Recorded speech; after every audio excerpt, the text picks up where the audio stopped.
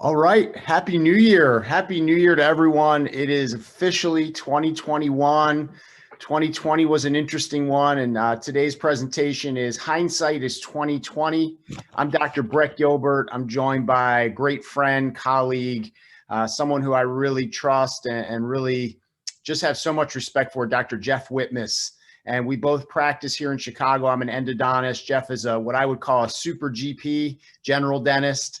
Someone who can truly do it all, really studies everything, and has a really amazing comprehensive outlook and approach to dentistry. So the reason that we're here is because we've been talking quite a bit through the COVID months and leading into the new year that there is so much information out there that doctors and really especially dentists need to know. And especially as we sort of are coming out of 2020, maybe feeling like the light is at the end of the tunnel, Dr. Wittmus wants to really dive into a greater understanding of how we all still need to be very much on a state of preparedness for what's to come this year. We're going to dive into a number of different topics related to the year in review, what dentists need to know. We're going to touch base on COVID in regards to at-home testing and vaccination information. So just a wide-ranging topic spread today, this morning. And really the goal is that this is for us a piece of service. And we really are very, very passionate about service. We are going to have a part 2 today to this presentation, and that is going to really be devoted and focused on service. So I want to introduce Dr. Jeff Wittmus. Again, he practices here in Chicago. He's a dear friend of mine, a colleague. We've been together through organized dentistry. I'm grateful I get to work with him and his patients in my practice. Through the COVID months, he really stood up as a guardian angel for me. In the very early days when things were really dark and there was so much uncertainty, I was not prepared in any way with PPE. And this gentleman right here delivered me a care package to my office, including N95 masks. It truly allowed me to move forward with confidence and to express and display a sense of certainty and faith to my staff and my team that allowed us to continue to practice without ever closing through the COVID months. So I want to always just acknowledge him for that. He knows that it meant so much to me. And we've talked a lot about an opportunity to come together and collaborate in terms of service. So what better way to do it than to kick off 2021? I want to introduce my friend, my colleague, my mate, Dr. Jeff Wittmus. Jeff, welcome, happy new year. And, help us, man, help us understand where we've been, where we're headed, and what we all really, really need to know. Brett, I don't know if there's been a year I've been happier to get behind us than this one. 2020, in my own personal description, was a complete and utter beatdown from the start to finish. It's just been unrelenting. I think that we have an opportunity here on New Year's Day 2021 going forward to kind of look and what did we learn? What have we learned from 2020? I would say enormous amounts of information. And look, I'm going to rapid fire go through a lot of things that everybody should be aware of or at least look into. Most of you watching have been on an unprecedented number of podcasts, webinars, virtual learning, e-learning. I don't think I've ever done that much e-learning in my life during the period of time from April to June. And I'm going to recap a lot of things that we have learned from some of our great mentors. You and I have a common mentor, Cliff Ruddle, and shout out to Cliff, who's amazing. He does the Ruddle Show, and you guys did a podcast where it was really helpful to disseminate information from the internet and the TV and misinformation, disinformation. It was really hard to sort out. I think hindsight is 2020. So let's talk about what we learned.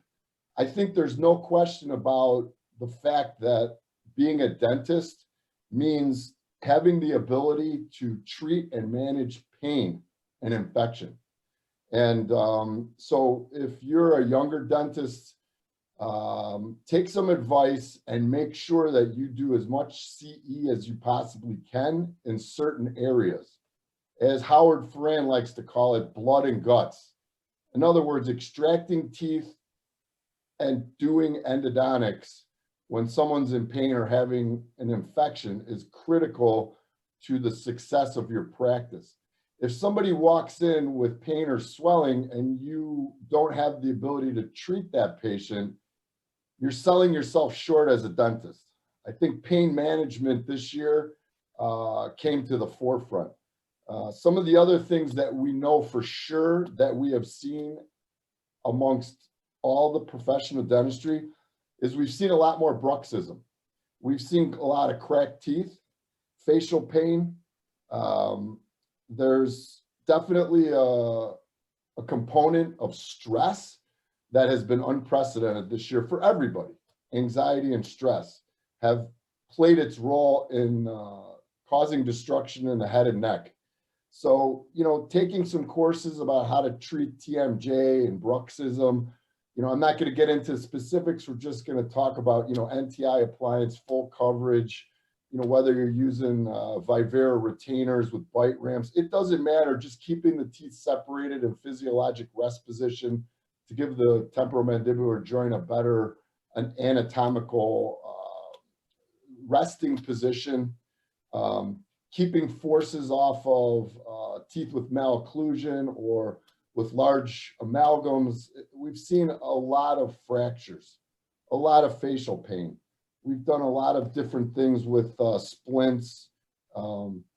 People have joked about putting on some weight during the quarantine periods and not getting out and doing their exercise. Obstructive sleep apnea is something that you should take CE classes in and try to be able to manage those patients. Something a little bit more strange, and as I rapid fire through this, Brett, there's more information on my website at gratefuldental.com. We have a COVID-19 tab with all kinds of information on it, how to stay healthy and antivirus proof your body, how to make a mask at home. My wife's gotten pretty proficient at making a mask, and if you go through the proper, thread count of certain materials, you can get it up to a level 2. And we'll talk about masks in a little bit.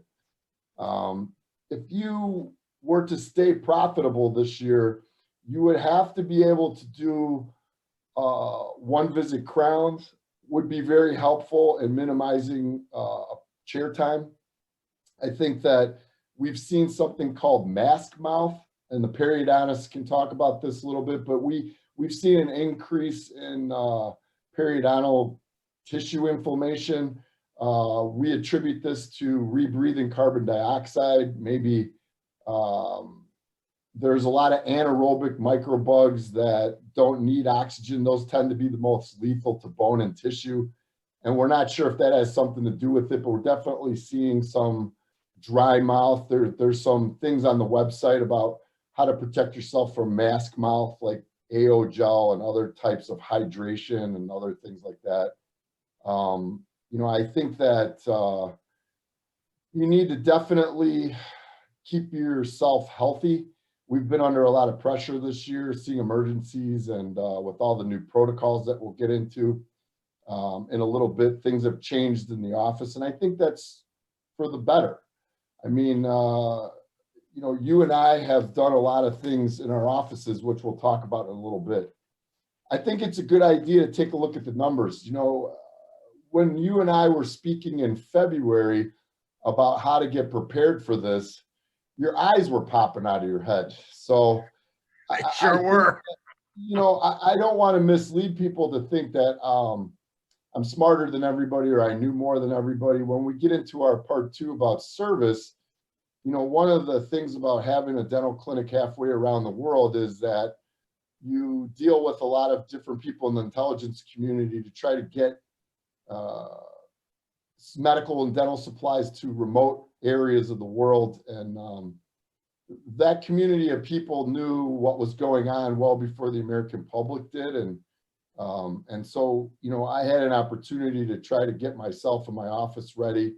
And also reach out to my colleagues to let them know that, hey, man, this is coming and there's nothing's going to stop it. And it's going to be pretty crazy. So why has this particular virus, SARS-CoV-2, been such a problem for everyone this year? Well, the first problem is that 42%, and a lot of these numbers come from the University of Illinois, who's been able to create some data collection over the last 9 months. So we certainly know more than we did in March.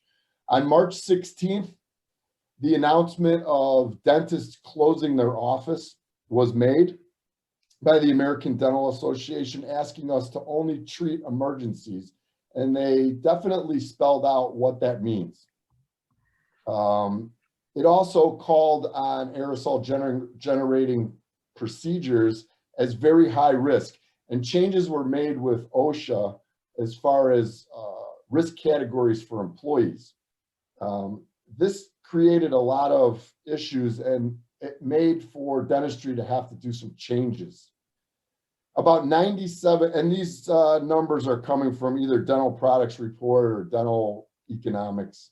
97% of all dental offices were closed to everything but emergency. That's pretty amazing. The Bureau of Labor Statistics say 503,000 dental office jobs were lost during the pandemic shutdown.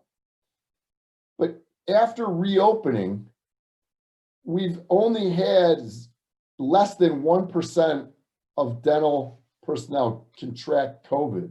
So what does that tell me, Brett? That tells me that we're doing a very effective job of minimizing cross-contamination and making it a safe environment for not only our patients, but just as important, if not more important, our staff and ourselves.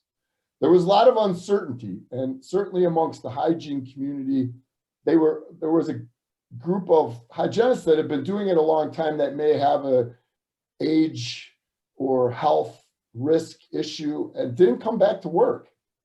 So, you know, I think that we all had a problem with shortage of PPE, which you already mentioned.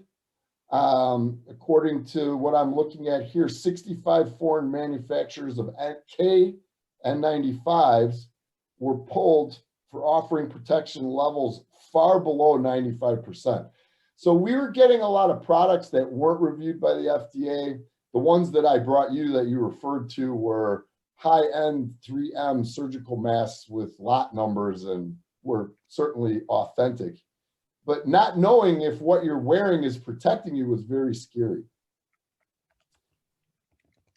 About 99.7%, according to the JADA, implemented enhanced infection control procedures. So while there might be a couple people out there that didn't do anything different, I think almost every dentist made some changes. We're going to talk about that. Dental Products said that there was 153 new products that appeared on its pages. That's pretty amazing.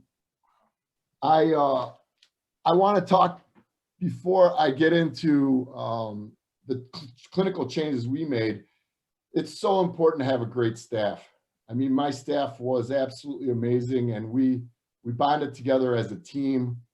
Natalia, who was on the left, was basically the face of our practice, manning the phones, emailing, texting patients during the shutdown, checking on elderly, making sure people always had the updated information through our website.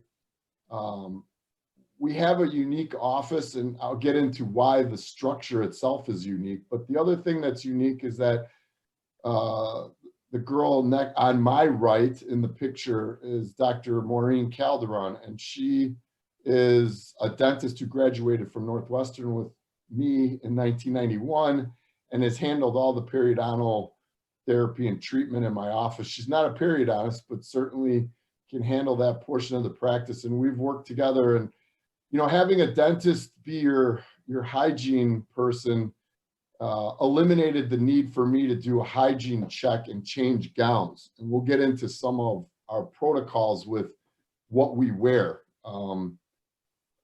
On my left is Lauren Geraci, who's been with me for over 20 years. And she completely helped me remodel and revamp the entire office to make it more sterilizable and reduce cross-contamination. On the far right, or on my left, is Annie. Annie Middleton is kind of my right-hand person who handled just about everything that needed to be done as far as running and coordinating the office. Having a great staff, attracting, finding, training incredible people and retaining them is probably the biggest thing that I could recommend to any dental office, but you guys already know that. So on that note, I'm looking at dental economics from November, where one of their reports indicated only 27% of dental providers fully paid their staff during shutdown, and 28% to 49%, which is quite a wide range, paid no staff at all. So, you know, whether or not you got the PPP loan, which we'll talk about in a minute, is critical. And according to these statistics, only about half of dentists received the PPP loan. So it's correlated in that the people who didn't get that PPP loan are the same doctors who couldn't afford to pay their staff. So I think Congress's intentions played true. And so I want to quickly go into some things about that.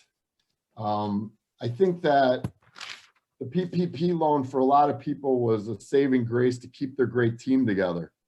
There's been a lot of changes to the PPP, and they keep changing the rules as we go. The goalposts keep moving, as they say.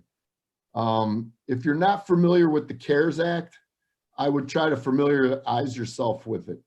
The Family Care Act is something that basically, if your staff were to contract COVID at home or at the grocery store, wherever, not necessarily in your office, and was caused to quarantine at home, you'd be responsible to pay that person during their time off. Now that sounds like, oh man, how am I going to do that if my whole staff is on quarantine? Well, the Family Care Act is basically a pass-through by the government. So whatever you pay out to these people on leave comes off your payroll taxes. So these are the type of things that you need to discuss with a great team of people. If you don't have, for young dentists out of school, if you don't have a lawyer or a CPA or a certified financial planner, these are people that you need on your team. I mean, I have 3 different accountants that do different things, whether it's a 5,500 for 401k, safe harbor, or whether it's day-to-day legal stuff like tax planning. You need a tax accountant. I also have a forensic accountant, which helps me consolidate for QuickBooks and do other types of things like trust planning and that type of thing. So you need a team of experts on your side. We're dentists and we tend to be do-it-yourselfers, but I think that you have to reach out to the professional community. You need a CPA who's familiar with dental practice. You need somebody who can help you manage your retirement money. As you can tell, the landscape can change quickly, and planning for your future is very important. From a legal aspect, you need to touch base with your malpractice carrier. You know, when we were shut down, there was a lot of information on the internet. I use Pick Wisconsin, and that's also now called Assurant. That information I can get to people. It definitely helped me generate consent forms. We developed a consent form that would allow us to see patients, understanding that there was a possible risk of contracting COVID and not depending on the government to protect us from a liability standpoint, I think is critical so that you don't get yourself in a situation where somebody caught it at the gas station and then went in for a dental visit and said they got it at your office. So, you know, early on, I had told you, Brett, that I was absolutely amazed by the new technology that was being advanced, namely Bill Gates, who spent $100 billion on DNA tracing technology. Basically, what that means is anybody who contracts SARS-CoV-2 virus or COVID-19, which is the symptoms of that virus, kind of like HIV causes AIDS. I think that those patients need to know that there's a risk. And I don't know if you came up with a consent form, Brett, that you use in your office? Yeah. And did you Yeah. use your malpractice carrier to develop that, or did you come up with that on your own? No, it was something that was handed down to me from some of the other dentists in the community. And I had it vetted by a number of different colleagues, and I had one attorney look at it. No one could give me a sure thing that it would be completely like a blanket of coverage, but it certainly was very descriptive with the same spirit in mind, just to say that there's no way that we're going to be able to fully understand if you develop COVID, if you caught the virus here at our office or somewhere else. So we have to just before we start treatment, have you understand that. And I never had one patient fail to sign it or really show any risk. I think there was a pretty much a general consensus that you could pretty much pick this up anywhere, and that the people that were wrapped up like bananas in my office probably weren't going to be the ones to give it to you. Yeah, I think that dentistry has really come to the forefront as far as controlling that. But the DNA tracing technology is absolutely mind-boggling. If they did get COVID-19 symptoms, we would be able to tell exactly who gave it to them, which has been critical to try to stop the spread. One of the things that the CARES Act has done is given them some ability to change. And so a lot's changed in the last week, which I want to cover real quick before we go into clinical stuff. The Consolidated Appropriations Act of 2021 kind of spells out some of those details about liability and other types of things. And I would familiarize yourself with it through your team of advisors or on the internet. As far as PPP, we just got some really good news on this last thing that passed Congress. Expenses will be deductible on your federal tax returns. That's huge, because originally there was some concern that a lot of the major corporations who only accounted for about 15% of the PPP loans, but 80% of the money. Now think about that for a second. We didn't want them to go without paying taxes, but on second thought, I think that what they did was they made the states handle it individually, but the federal tax returns will not consider the PPP forgiveness as income. It's also going to have a second round of PPP, which is 25% greater reduction in revenue in any 2020 calendar quarter compared to 2019. You'd be eligible for another round. So keep that in mind as you do your end of tax planning. The other thing is that I've had a lot of bankers contact me in December trying to get me to do the forgiveness application through the bank. Now they have a vested interest in getting us to apply for forgiveness right away. And I went in and met with my banker, and you need to have some kind of personal contact with your bank to try to manage these things. Some banks were more helpful than others. Hopefully that you have a good relationship with your bank. But I flat out told them that no dentist is going to want to apply for this before January 1st, 2021. Now, why did I say that? Well, we're all pretty much on a cash basis accounting, not accrual basis. And so we definitely wanted to close our books without any of the forgiveness information being put out before they actually finalize these rules that they keep changing. And so sure enough, 2 weeks after I met with them and told them, don't expect a call back from any of your dentist clients. And he understood what I was saying and was thankful that I at least advised him why no one's calling him back that's a dentist. And they did change the rules. So now that we have further guidance, I would continue to look for more guidance. But these things are very, very important.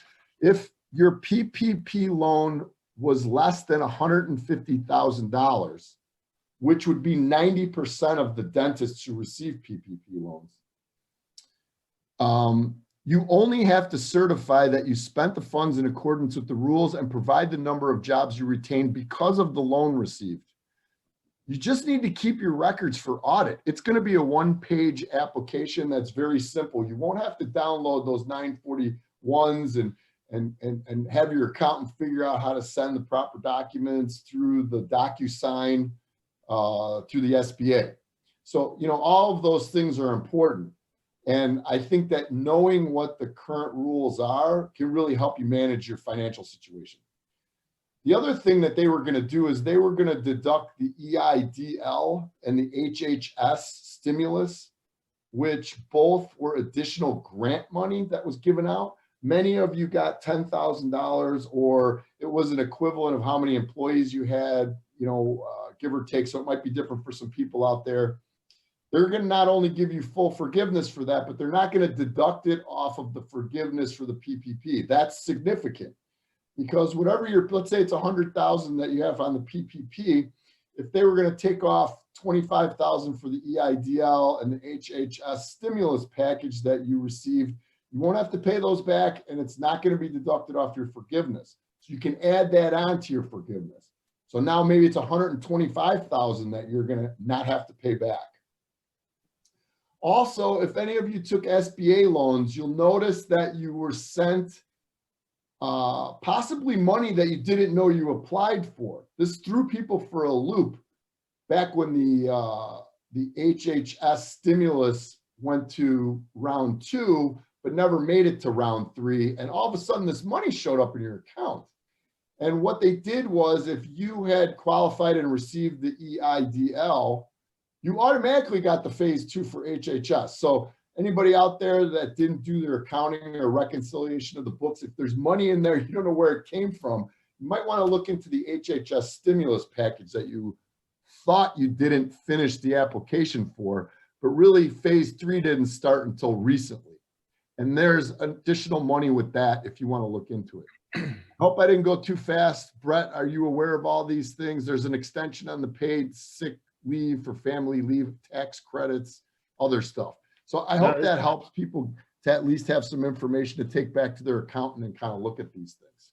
By all means. No, I think it's incredible, because I think especially as the year was turning to a close, everyone's so focused on, personal, ending the year personally, ending the year in the office and professionally. A lot of these things came very quickly, and along with so much information on vaccination, I think it was very easy to get lost in some of the minutia. So this is a huge help, a great review.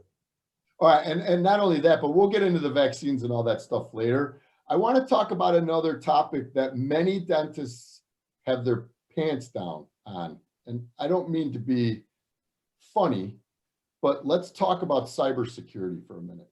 I don't think that there's ever been a higher cybersecurity risk in the history of the world than now. Everybody's working remotely. They have moved a lot of the servers off site. There's been a lot of rapid changes in cybersecurity. If you have not looked at cybersecurity with an IT rep or anybody, you really need to look into this. And I'll tell you why. It's been a rough year for every dentist, but there's one thing that could push you over the edge and push you possibly into bankruptcy, even if you're a great dentist with a great staff, and that's ransomware. If you're not aware of what ransomware is, it's where they lock up your computer and ask for money. Now, there's a history that I won't get into too much, but they have been hitting dentists hard in the last 18 months. And they normally hit servers that are doing functions while the staff is not there. And they typically hit on holidays. They hit last Christmas Eve, they hit last New Year's Eve, Christmas Day, Thanksgiving Day, New Year's Day. And so if you leave your server on, you need to really look at, do you have what is properly needed to protect your server and your data? It's a computer virus, and it can cause all kinds of HIPAA violations and a lot of costs. So when they first started sending out ransomware, they would ask the people that they stole the stuff from, like for instance, they hit the Wisconsin Dental Association mothership for the recommended ransomware and cyber threat security company. So they were able to get 200 or 250 dentists simultaneously with ransomware. Everybody paid $1,000, and they made some good money. The next time they did such a thing, they wanted $10,000. And last New Year's Eve, some dentists in New York and in Colorado got hit for $25,000. So what they're doing is they're finding the limit that you will write a check and not say, screw it, I'm going to start from scratch. That's too much money. And so the cost of recouping your data is going up and up. And when they want Bitcoin the next day, it's pretty hard to get. So you guys, everybody take a look at their cybersecurity, protect yourself against ransomware, check your firewalls. I think a lot of dentists have inadequate firewalls, whether they're being told by Patterson or by Shine that they have the inability to turn the security up on the firewalls and not cause problems with your software. That's what they told us, and that didn't turn out to be true. So you really need an IT person that's not affiliated with your software to take a look. Not doing proper backups, not having a backup off site. You know, I think that I have been looking for 5 years for an underwriter to do cyber liability insurance. And I did get Travelers to underwrite that in case of our hard drive being stolen or our data being physically taken or ransomware, whatever. So you can get some coverage. I would call your malpractice, see if they can put a rider on for cyber liability insurance. You can always try to shut your server down and not do these functions during times when you're not going to be needing it, like on holidays or most likely time that everyone would know that you're closed, and check your firewalls. So, you know, I think that all of that's super important, and we won't get into too many details about all that stuff. But it does bring me to another thing about OSHA. So OSHA required that everybody get recertified this year. Whether you're talking about, well, back in March, we were talking about checking employees before every patient to make sure that the N95s were properly fitted. As you can tell, they waived that. Some of us having done hospital dentistry, we were grandfathered in on the fit checking, but there was a lot of controversy over that. And so, you know, we learned a lot about masks, didn't we? We learned a lot about protecting ourselves. Me personally, I learned that doing yoga and staying flexible with my lower back was really helpful when, you know, things got a little hectic at the office. You tend to leave your ergonomics. Now, you guys use microscopes, so you can't really change your ergonomics, and that's really good for you guys physically. Yeah. I think that, you know, if you haven't updated your, what we call it the SARS-CoV-2 infectious disease preparedness and response plan. It is considered an addendum to the bloodborne pathogen exposure control plan, all of which can be obtained from the ADA. So if I'm talking stuff and you don't know what I'm talking about, you can call the ADA or go online right now and get their OSHA compliance kit. You can walk yourself through it step by step and do everything that you need to get into compliance. There's also a kit that the ADA sells for HIPAA. And I think now is a great time, if you haven't done it this year, to make sure that you're in compliance with HIPAA. Go through the kit, again, step by step, dedicate a staff member to making sure everybody's in compliance. These are all things that, in addition to the new safety and materials exposure, safety data needs to be on site, that needs to be updated. I think that, you know, want to make sure that if all of this stuff got lost in the shuffle, that you get on it at least now to get yourself to where you need to be, because I think this year more than ever is going to be making sure you get your ducks in a row. Mm-hmm. Besides HIPAA compliance, you know, I think that making sure that your staff understands all this stuff will really help you be more prepared for screening patients. So without pausing too much, Brett, let's get into all the changes that we made in our office. You know, I sat down with the staff and I tried to collect all the different things that we're doing that we think was helpful during this unprecedented shutdown. First and foremost, for the last 20 years, it's been one of my pet peeves to go out at lunch and see another dental staff person in their scrubs that they were just wearing in the office. We have never, we've always laundered our gowns on site. We wear surgical scrubs and they remain on site and are laundered in our facility. No one's allowed to leave with their clinical scrubs. They're not allowed to work in street clothes. We use autoclavable clogs and Crocs that can be sprayed down with bleach at the end of the day. We wear our street clothes in and we change in a strict environment. We're very lucky to have 2 floors to our office. And so we can separate the clinical area from our personal break area, lab area, that type of thing. And so what we've done is we've got gowns that go over our scrubs. We wear surgical caps that are washed. We launder our gowns after every patient. So starting with what you're wearing, I think it's important to not cross-contaminate between patients. If you're doing a scaling or root planing on a patient and you get aerosol on your scrubs, and then you sterilize the room and do everything you can to mitigate the chair being the source of cross-contamination, your scrubs right by the patient's head where they're breathing could cause cross-contamination. So please think about layering. You know, we've done a lot of things. The main thing I think everyone did was we don't have a waiting room anymore. Mm-hmm. You know, we ask that patients call us when they arrive, or text us and let us know that they're ready. And we screen 1 patient at a time to come into the office.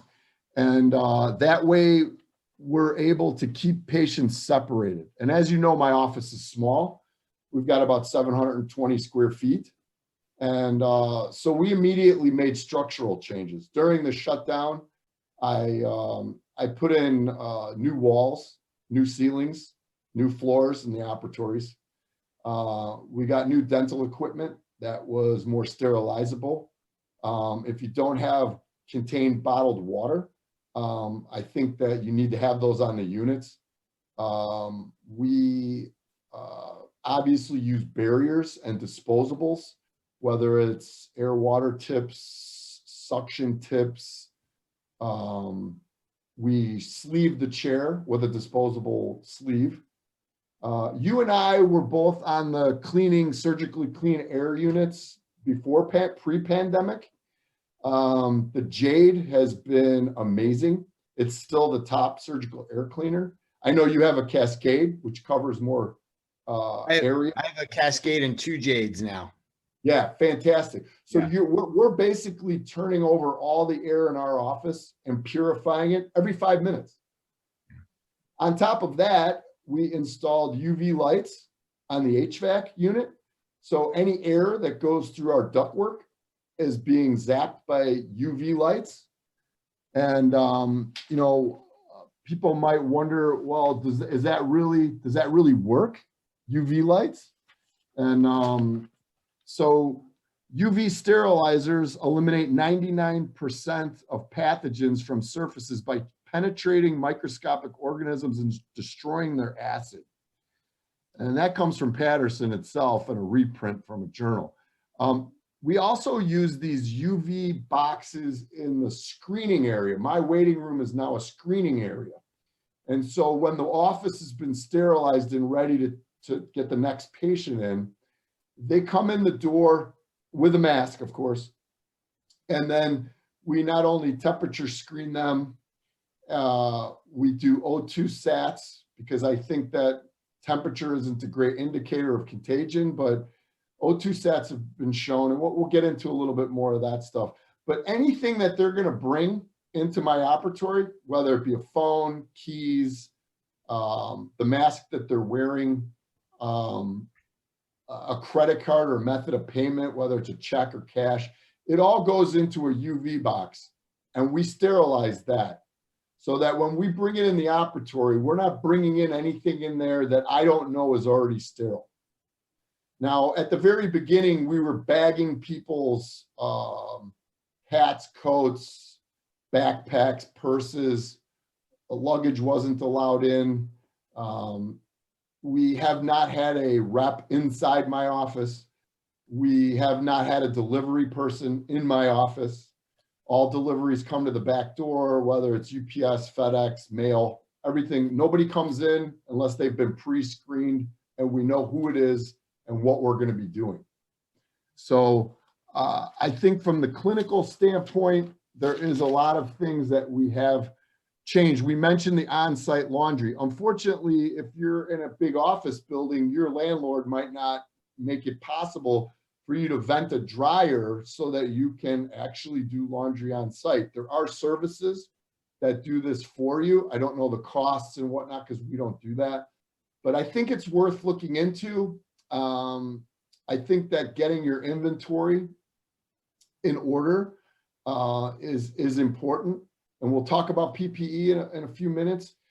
But as you know, Brett, necessity is the mother of all inventions. So what other kind of crazy things did we implement? Well, we put up plexiglass around the front desk.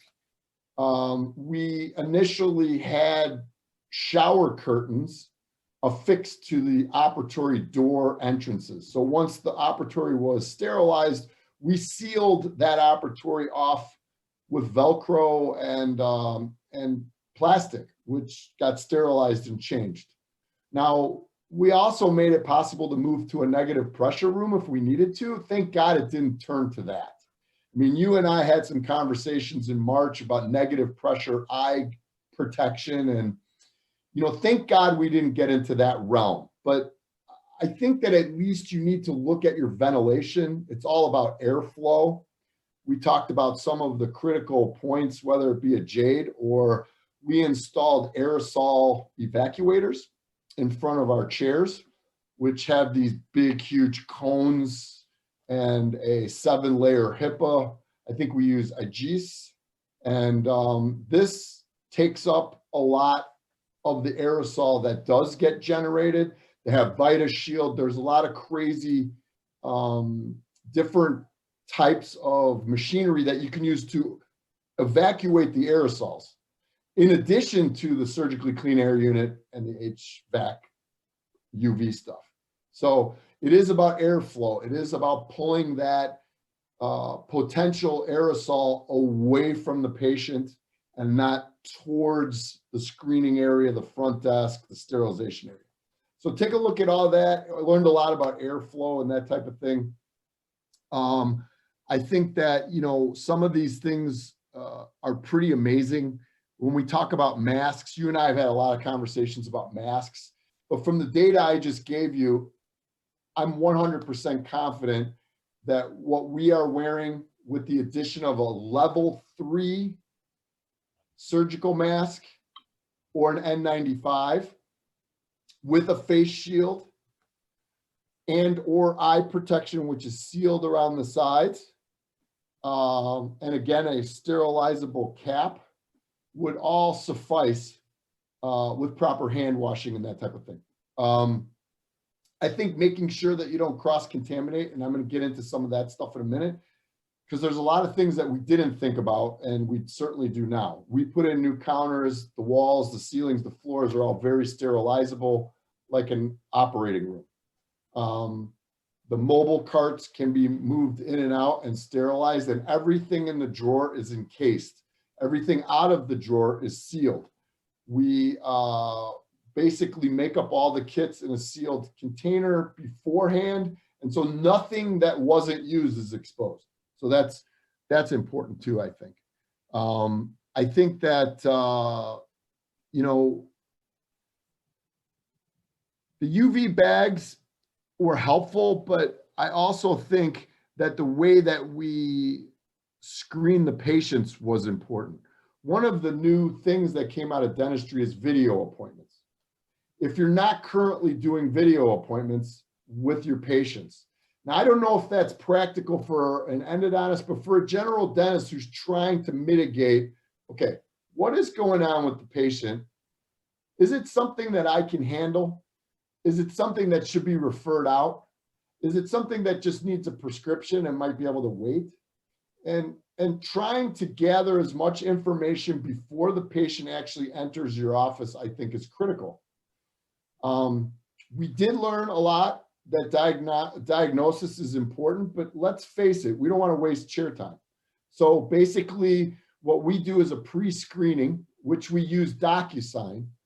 So, you know, if you have let's say a new patient has an emergency, I don't know this person. So how am I supposed to screen them? I know most of my patients I've known for decades. So I know their situation. I know what's going on with them. I know the ones that are afraid, the ones that don't want to wear a mask. I know all the different personalities.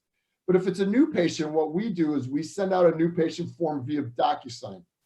Once that comes back, we reach out to try to get the former provider or mutual providers' latest radiographs. Now I have all the patient information, medical history, dental history. I have the x-rays. We now set up a video appointment. That video appointment we run through Invisalign. Invisalign has an encrypted site, a lot of layers of security. They set everything up for you. You do a Zoom call, just like we're doing now.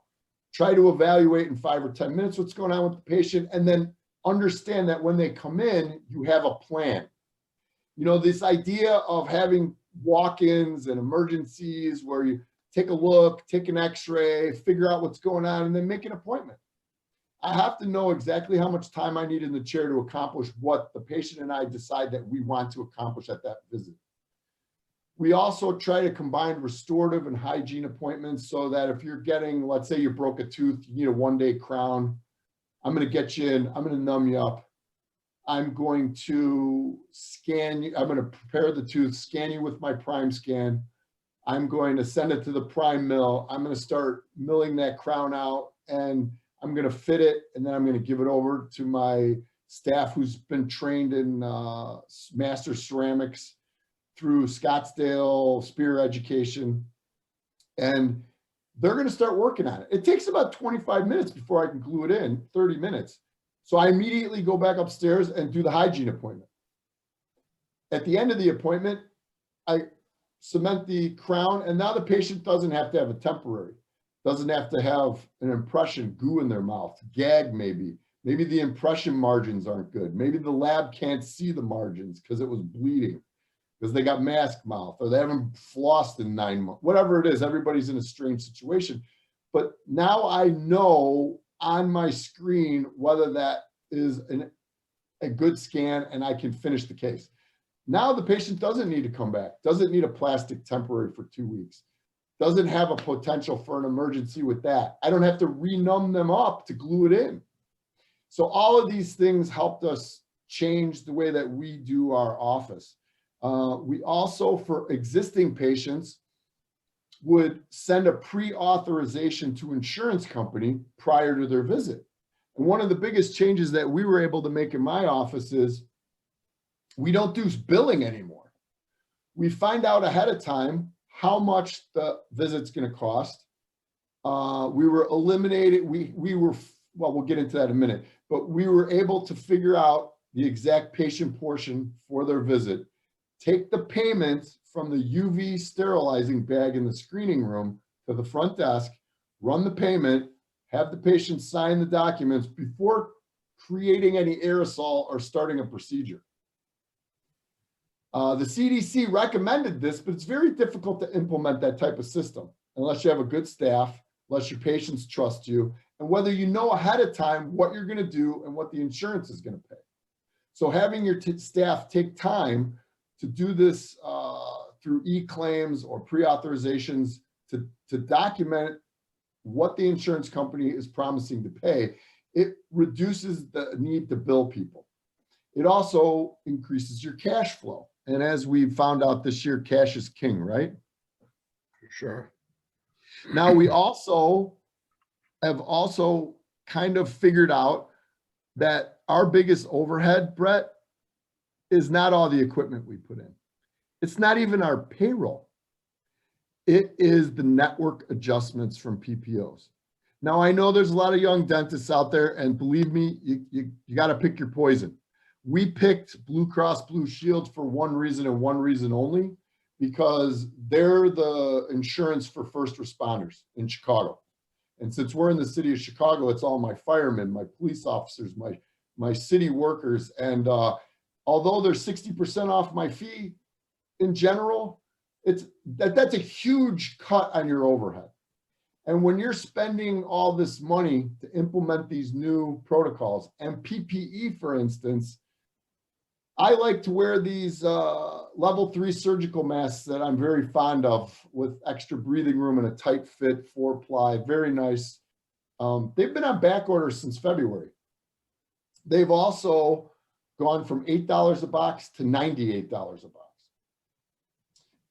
The cost of PPE is 25 to 60% increased across the board, whether it's surgical gowns, masks, gloves. We couldn't get medium gloves for a while because I didn't realize that 85% of all the world's gloves are made by one giant conglomerate that bought up all these small companies. And when they had 3/4 of their workforce exposed to COVID, they shut down, and they hadn't even caught up to the demand of all these people that are not providers, healthcare providers, wearing gloves now, that there's certainly going to be a shortage throughout the year. So stock up accordingly.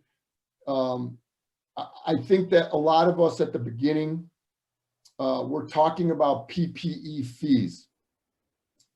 And just because I missed this in the legal segment, I wanted to remind everybody that that was perfectly fine to even bill the insurance company. Now, we did finally get Blue Cross Blue Shield reimbursement of a small amount.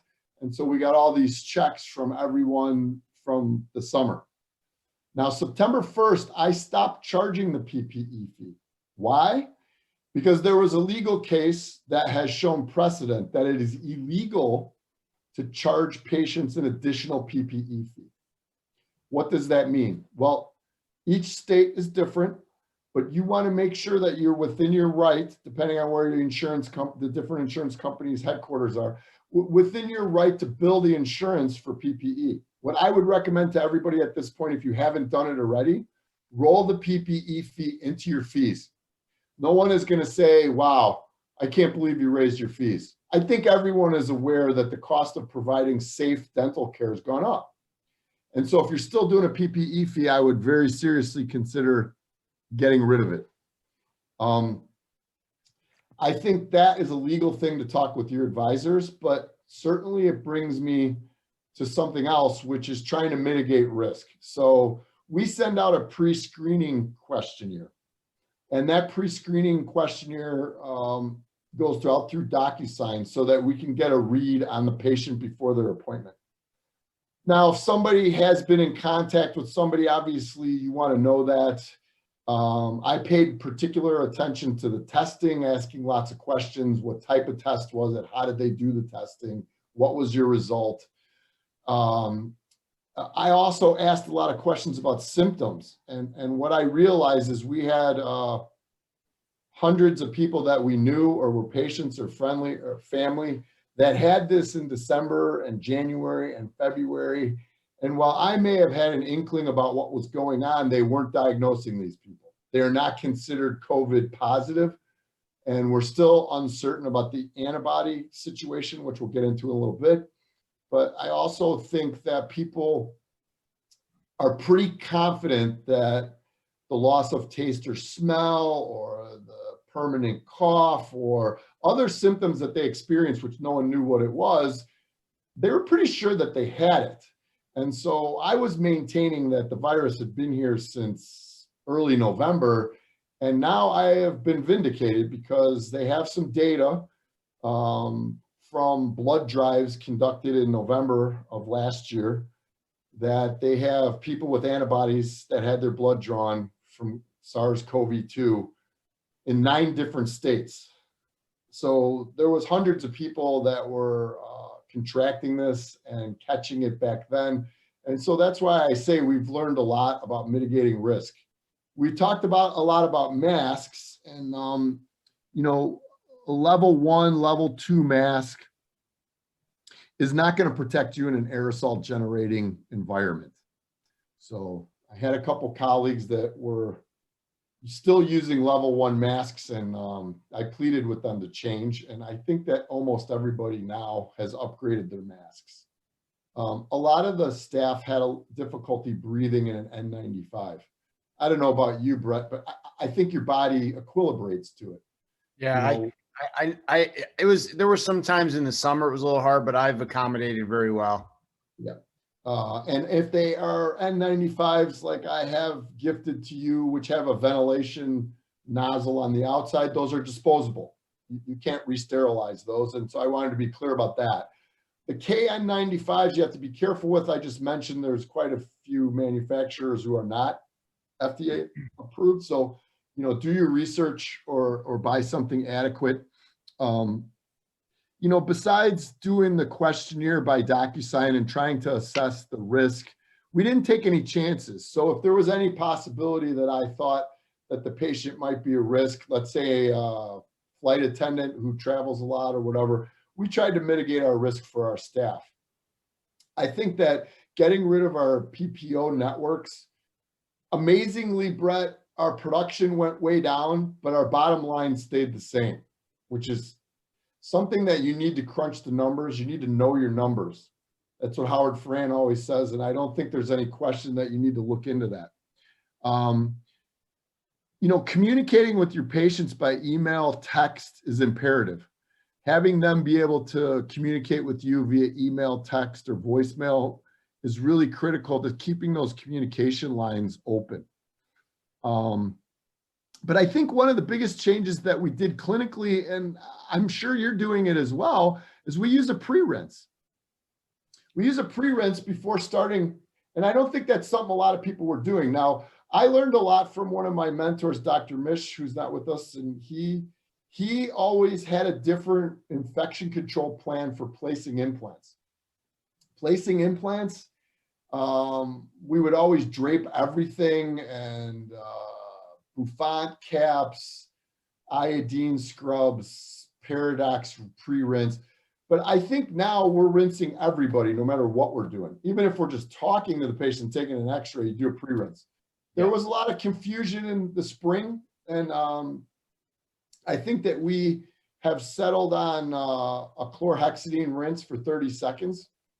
Dr. Rella Christensen says to do the 30-second chlorhexidine rinse twice. Early on, they said hydrogen peroxide, but as you know, that can change the flora of your mouth if overused.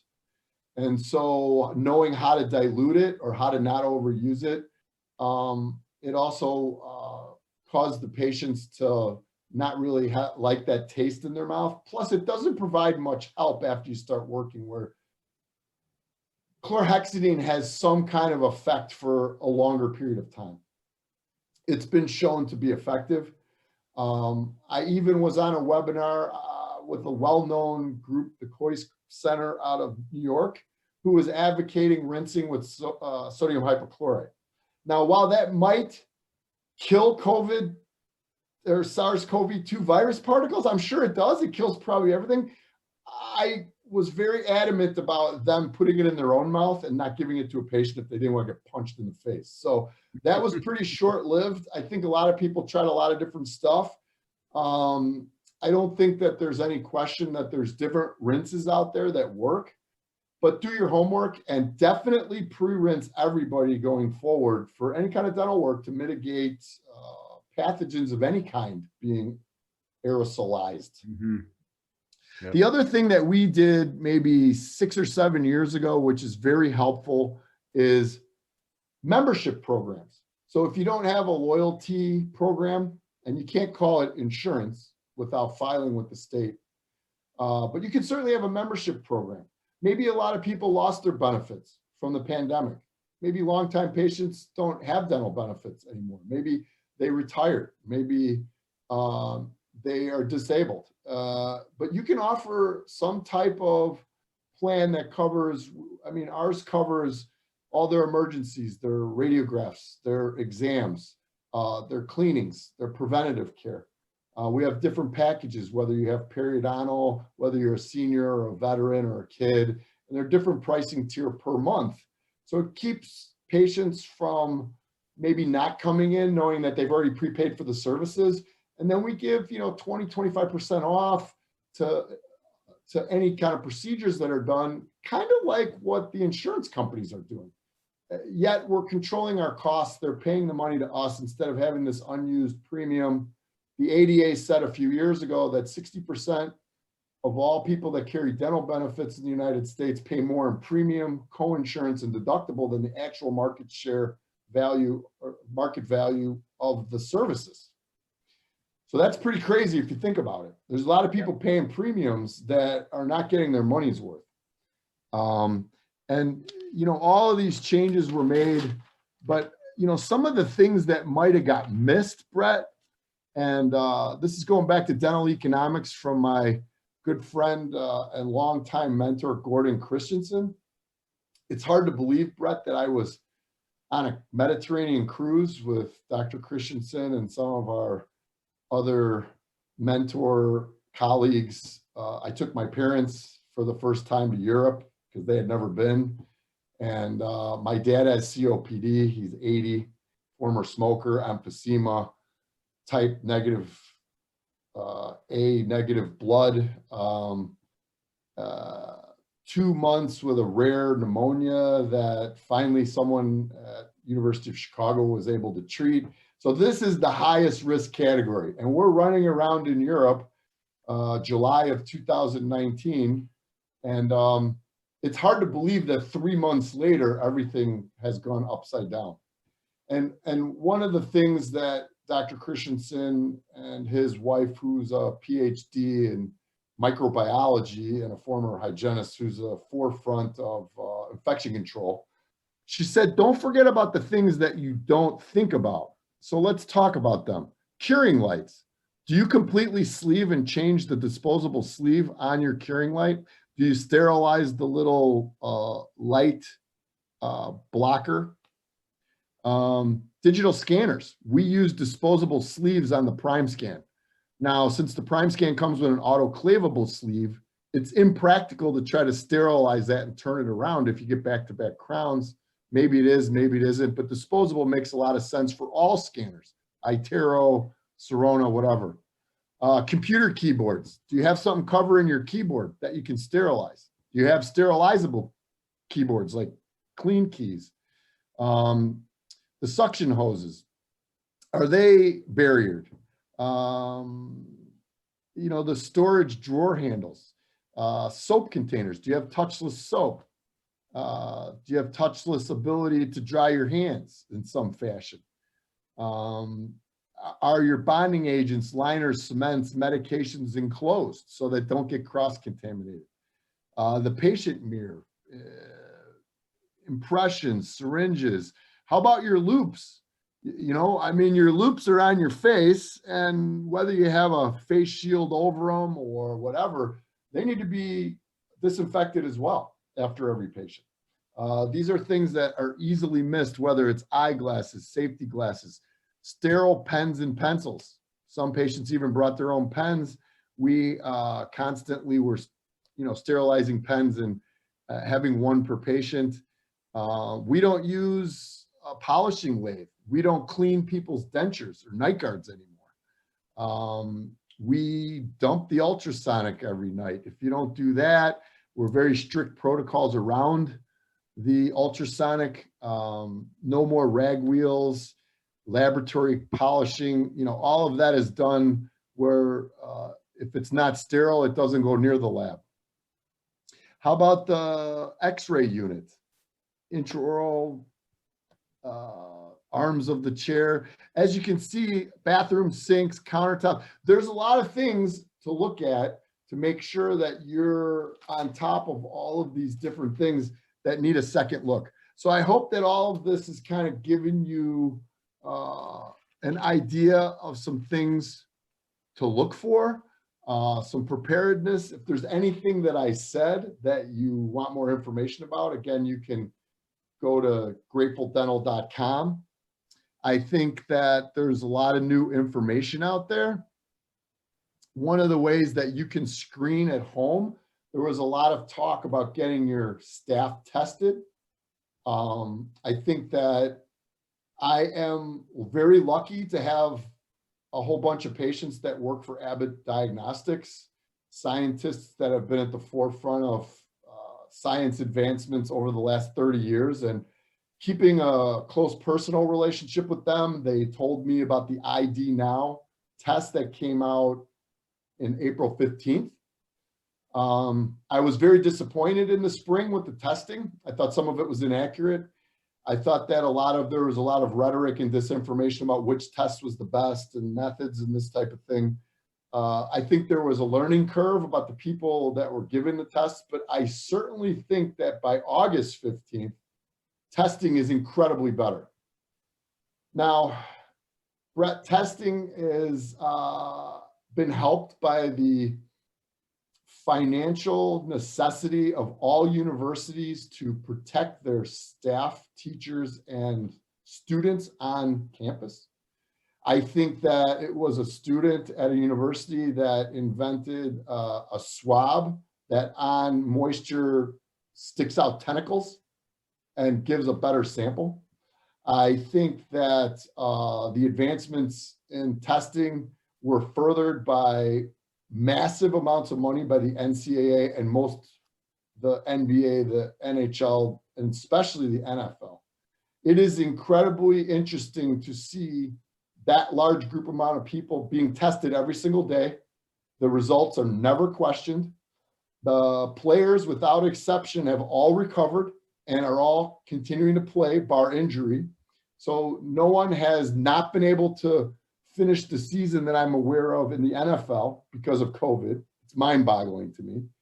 The idea that 42% of all the positive tests that we received this year had no symptoms at any time. I think that that's why this virus is more serious and scary than any other. The ability to test your staff became just insurmountable. If your staff says, I was in the protest, whatever that protest was, I'm not going to get into that stuff, but I need to go get a test before I can come back to work. There was people around me, and I would have to wait 2 to 3 days to get a test result back in June. I think it's much easier to get a faster result now, but this is the new test that Abbott has just released called the Binax Now. The Binax Now costs $25. It can be purchased through Abbott's website, and you can do a home test. You can get the results in 15 minutes. The ID Now was being hoarded by hospitals, whether they're corporate or whatever, and facilities that needed those immediate answers. The rapid testing has been utilized by anybody that had the money to get their hands on it. That doesn't mean that we can get rapid testing in our office. Matter of fact, I applied for a waiver of FDA certificate back in March, and then again in April through Abbott to try to do testing in my office. I got an email about a month ago saying, we didn't forget about you, you're still in line. But at this point, my staff was a little bit leery of bringing more people of potential risk into our, what we call the yellow submarine, or kind of our sealed safe area. And so whether or not you do testing in your office, whether or not you have it available, this is a perfect example of how you can cheaply do a test at home to safely get an accurate result. And can anyone buy these now, Jeff? What's that? Yeah, as far as I understand it, and again, I'll be posting more stuff on my website about it, but according to the people at Abbott, this is available for purchase. Now, whether you can get more than one, whether it's one per, I don't know how it works, but we'll find out. So, you know, a lot of concern about whether people have antibodies to this. My biggest disappointment, Brett, I'll be right up front and candid. The advancements in antibody testing have been weak. I don't know if there's some correlation between big pharma and getting people to comply with the vaccine, to not leave anything to doubt, to achieve herd immunity, which I've always been told is 50% of the population vaccinated. Now they're saying on TV 75%. So I don't know when that changed all of a sudden, but I would check those numbers because I believe 75% is not necessary to achieve herd immunity. But if we have no way to really look at antibodies, We don't know who has the antibodies and who doesn't. We don't know who the actual people who need the vaccine, and we don't understand antibodies. So let's quickly talk about antibodies, because that's the most complicated thing. Right now, you can get an antibody test that will tell you if you have one, maybe two immunoglobulins. Those are the ones used to identify who's contagious. There are 7 immunoglobulins that need to be tested to fully grasp whether the person has developed immunity. I'm not going to get too much into it. That's a complicated subject, but I would like to see better antibody testing. I would like to have accessibility and accuracy for all 7 immunoglobulins so that we can all determine who really needs it. So that brings us to the actual vaccines, which there's been a ton of just questions about. As a matter of fact, you and I, on a personal level, you said, hey, Jeff, you've been giving me the correct information since beginning of last year. You know, it's been almost 12 months. You're my go-to guy for info. So you told me, hey, I had an opportunity to get the Pfizer. Now I got an opportunity to get the Moderna. So people are asking me, my patients, my staff, are you going to get it? Are you going to get the vaccine? Absolutely, I'm going to get the vaccine. I don't think there's any reason to think that the vaccine is not safe unless there's something specific with your health. Meaning, if you have an allergy and you carry around an EpiPen, don't do it. If you are old and have immunocompromised situations or health issues, by all means, discuss it with your primary care physician, your team of healthcare providers. It's not something that you just decide because they said on TV to go line up, that you need to do. Each person has their own individual situation. I think that people who are young and healthy think that they've had it. Okay, that might be true, but until we get antibody testing, there's no way to tell if you have immunity. So let's talk about the different vaccines. So the Pfizer BioNTech vaccine is very similar to the Moderna. We're going to be talking about Armenia, and shout out to the creator and developer of the Moderna vaccine. He is Armenian. And so, you know, right away, I like that one because the guy was Armenian. But what does it really mean? What is the difference in these vaccines? What you see on your screen is a paramount shift in how vaccines are developed. Attenuated vaccines are definitely developed with a live vaccine. The Pfizer, BioNTech, and Moderna are similar in that they need to be administered within a certain amount of days from the time that they're made and shipped. They need to be kept at a certain temperature, which is an ultra cold freezer storage. They are technique sensitive as far as administration and storage and transport. Now, it's going to be very difficult to know if the transport, the storage, and the administration was done exactly right within those time frames, within those temperatures. So bear that in mind. The other difference is that a spike protein of the coronavirus is inserted, and I moved this so that you can look at this slide from Bloomberg research, which was gained through different sources of development to try to explain the difference in these things. But I am noting the word harmless. Why would they put the word harmless before chimpanzee virus, which is genetically changed that it cannot grow in humans? It seems odd that a scientific resource would put the word harmless there, meaning that there may be people out there that don't understand science who may think I'm not putting a chimpanzee DNA particle into my body. Look, the chimpanzee viruses and other different DNA cells and mRNA spike chains have been used to attenuate viruses over the years, whether it's polio or what Dr. Fauci has been working on since the early 80s, his quest for an HIV vaccine, which hasn't been able to been achieved. And the amazing part is that they've developed these vaccines in such a short period of time. If you think about how long they've been working on the HIV vaccine, which is another type of coronavirus, and they were able to create these viruses into these cells to get it into a human cell so that your immune system can produce antibodies to fend off being contracted with this disease. This new one through AstraZeneca is the one that my colleagues and patients at Abbott have their eye on. Now, I started asking questions because I wanted to know why they favored that one so much. And this revolutionary new way of making vaccines takes an mRNA sequence of spike protein and sticks it in a lipid coating.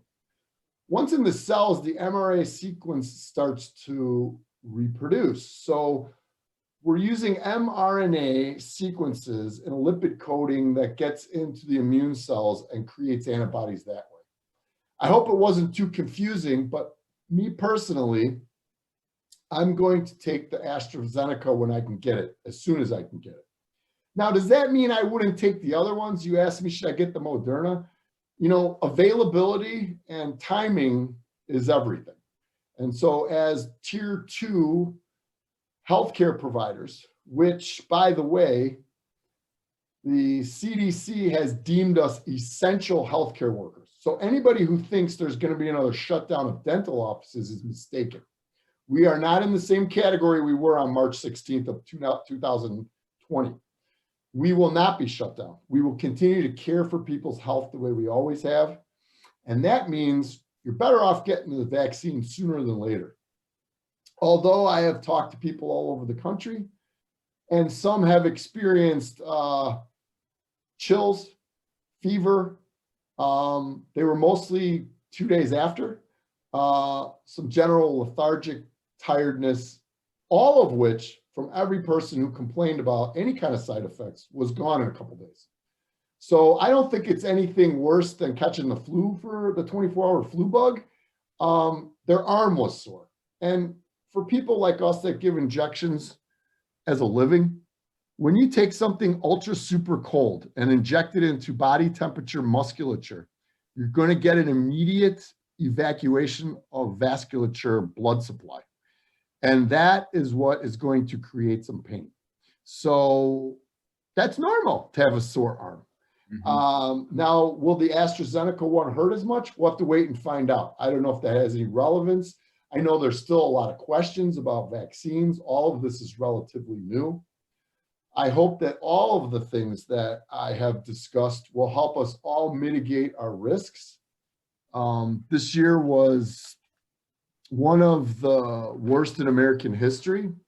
They're now quoting 340,000 people that have lost their lives with some kind of connection to COVID. And I say that because I've been one of those people who has been scrutinizing the numbers.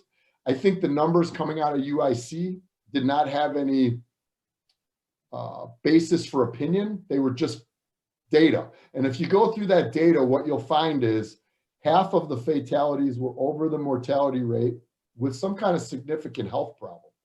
They noted that an A1C for diabetics of 8.5 or higher had a significant higher death rate. People with pulmonary lung function problems, pulmonary disease, immunosuppression, for any reason, we're all at a higher risk, as well as anybody over the mortality rate. And since the baby boomers are at the mortality rate or higher, we did see a lot of people, unfortunately, 42% were in long care facilities or in hospice care. So a lot of the people that did unfortunately succumb to this virus did not have the defenses to fight against it. Now, that doesn't mean that there weren't people, and we're still studying why some people have had a much more severe reaction than others, and this is going to be ongoing. but I personally lost some very dear people to me. One of my long-term mentors in my life was Dr. Harold Arai, one of the best orthodontists, if not the best I ever met. He was my life coach, my financial dental person to kind of keep me in the right direction. And some of his wisdom I shared with you guys, and some of it we won't be able to get from him. But you know, rest in peace, Harold. We all miss you. You never got a proper send-off. You never got a wake. You never got a memorial, or people didn't get to gather. One of our close friends, Russell Spinazzi, lost his son, and we weren't able to gather and help him grieve. It was horrible. One of my closest friends, and you and I are both past presidents of Chicago Dental Society branch, and the former director, Dr. Chuck DeFranco, one of our dear friends. And we really need to give a shout out to everyone in organized dentistry this year. You and I know how much work that was when we did it. I cannot even imagine what it was like this year, trying to disseminate information to member constituents. If any of you that I've talked to who did not renew your membership or do not contribute to Dental PAC, Governor's Club, I know it's a big expense. I know a lot of you had a rough financial year. This is more than ever a need to be a member of organized dentistry. We need your support as we lobby for all of these things I talked about at the beginning. Congress has to be on our side, and we need to persuade them like all other special interest lobby groups. Otherwise, we will continue to suffer at the hands of insurance companies. And I really believe every dentist should be a member of organized dentistry.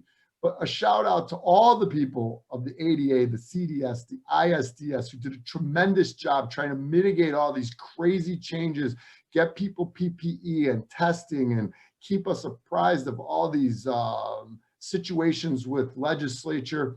Kudos to those people that put in so much time, day and night, on Zoom calls all the time.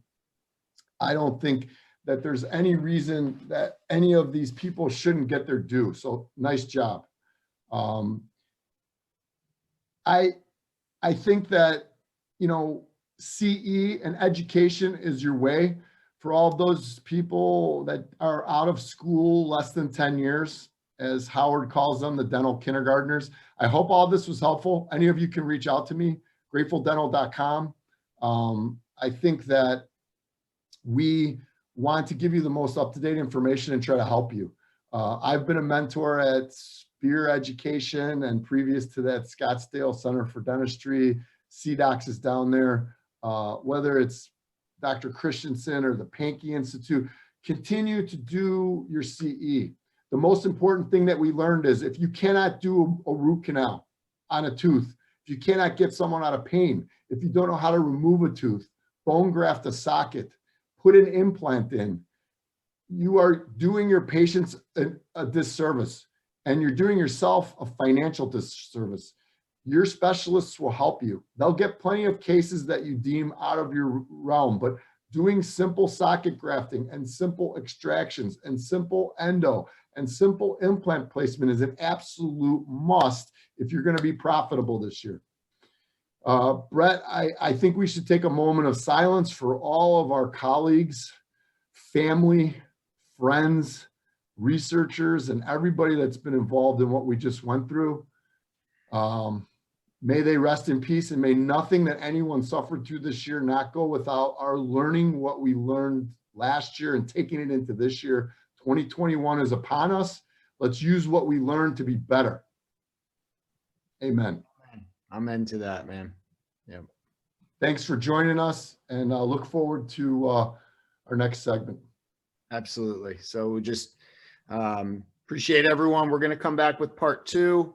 We're going to discuss service in dentistry, and specifically Dr. Wittmus's connection to Armenia, where he's been serving for the last 20 years, and just learning about, you know, what the area means to him, why service is so important, how you can get involved, and what I think you're going to see is in essence, a case study on your dental service becoming part of your personal life. And so to witness what's happening in Armenia, which Dr. Wittmus is going to break down for us, and being able to understand, the tragedy and the lack of news coverage, and the fact that he knows these areas intimately, as he's been treating patients in this area for 20 years. They have a mobile clinic on a bus, so they're able to move around and have really gotten to know generations of these families that are being, in essence, it's a genocide. So we'll be anxious to hear that. So thank everyone for joining us for part one. We're going to come back with part two here just in a moment, and super grateful for your attention. Wishing everyone a happy new year. Thank you to Dr. Wittmus for all of his information. As you can see, for me personally, what a trusted resource he's been for me. And I'm so grateful for that. So we will be back in just a moment to start part two.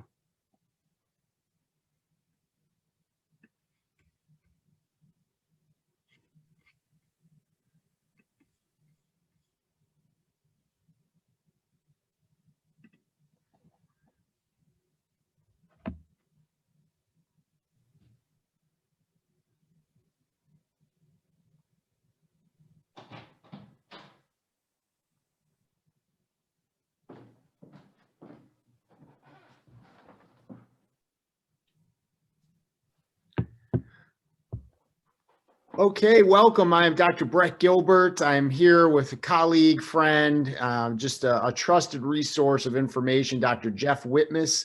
He's a dentist that practices here in Chicago, very gifted dentist, very well-rounded practice. He can do it all, and he's become a true leader in this dental community within the country and globally too. I would say that he would stand amongst those dentists that really have a true holistic approach and really can do it all. So what we're here for today is a part two segment, and we're going to be discussing dental service, something that's very near and dear to both Jeff and I.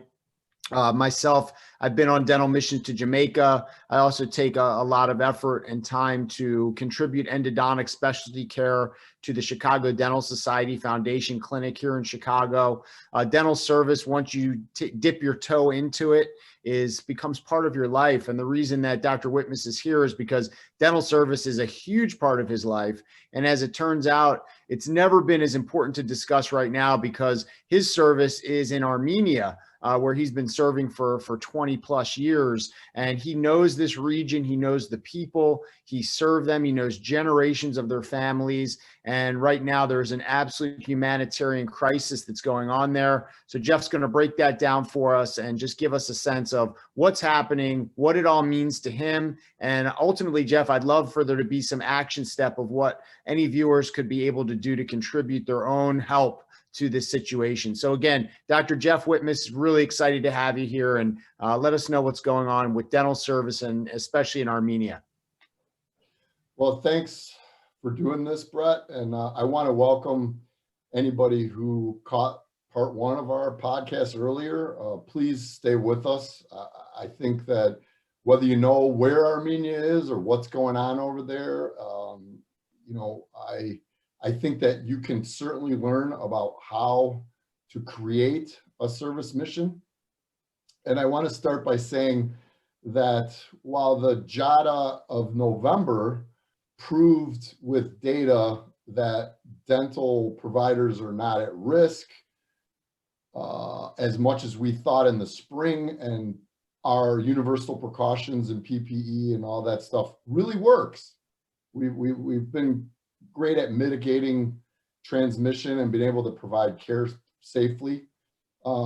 Ironically, December's issue of the JADA had a article about recruitment considerations for dental short-term missions relating to holistic development of dentists.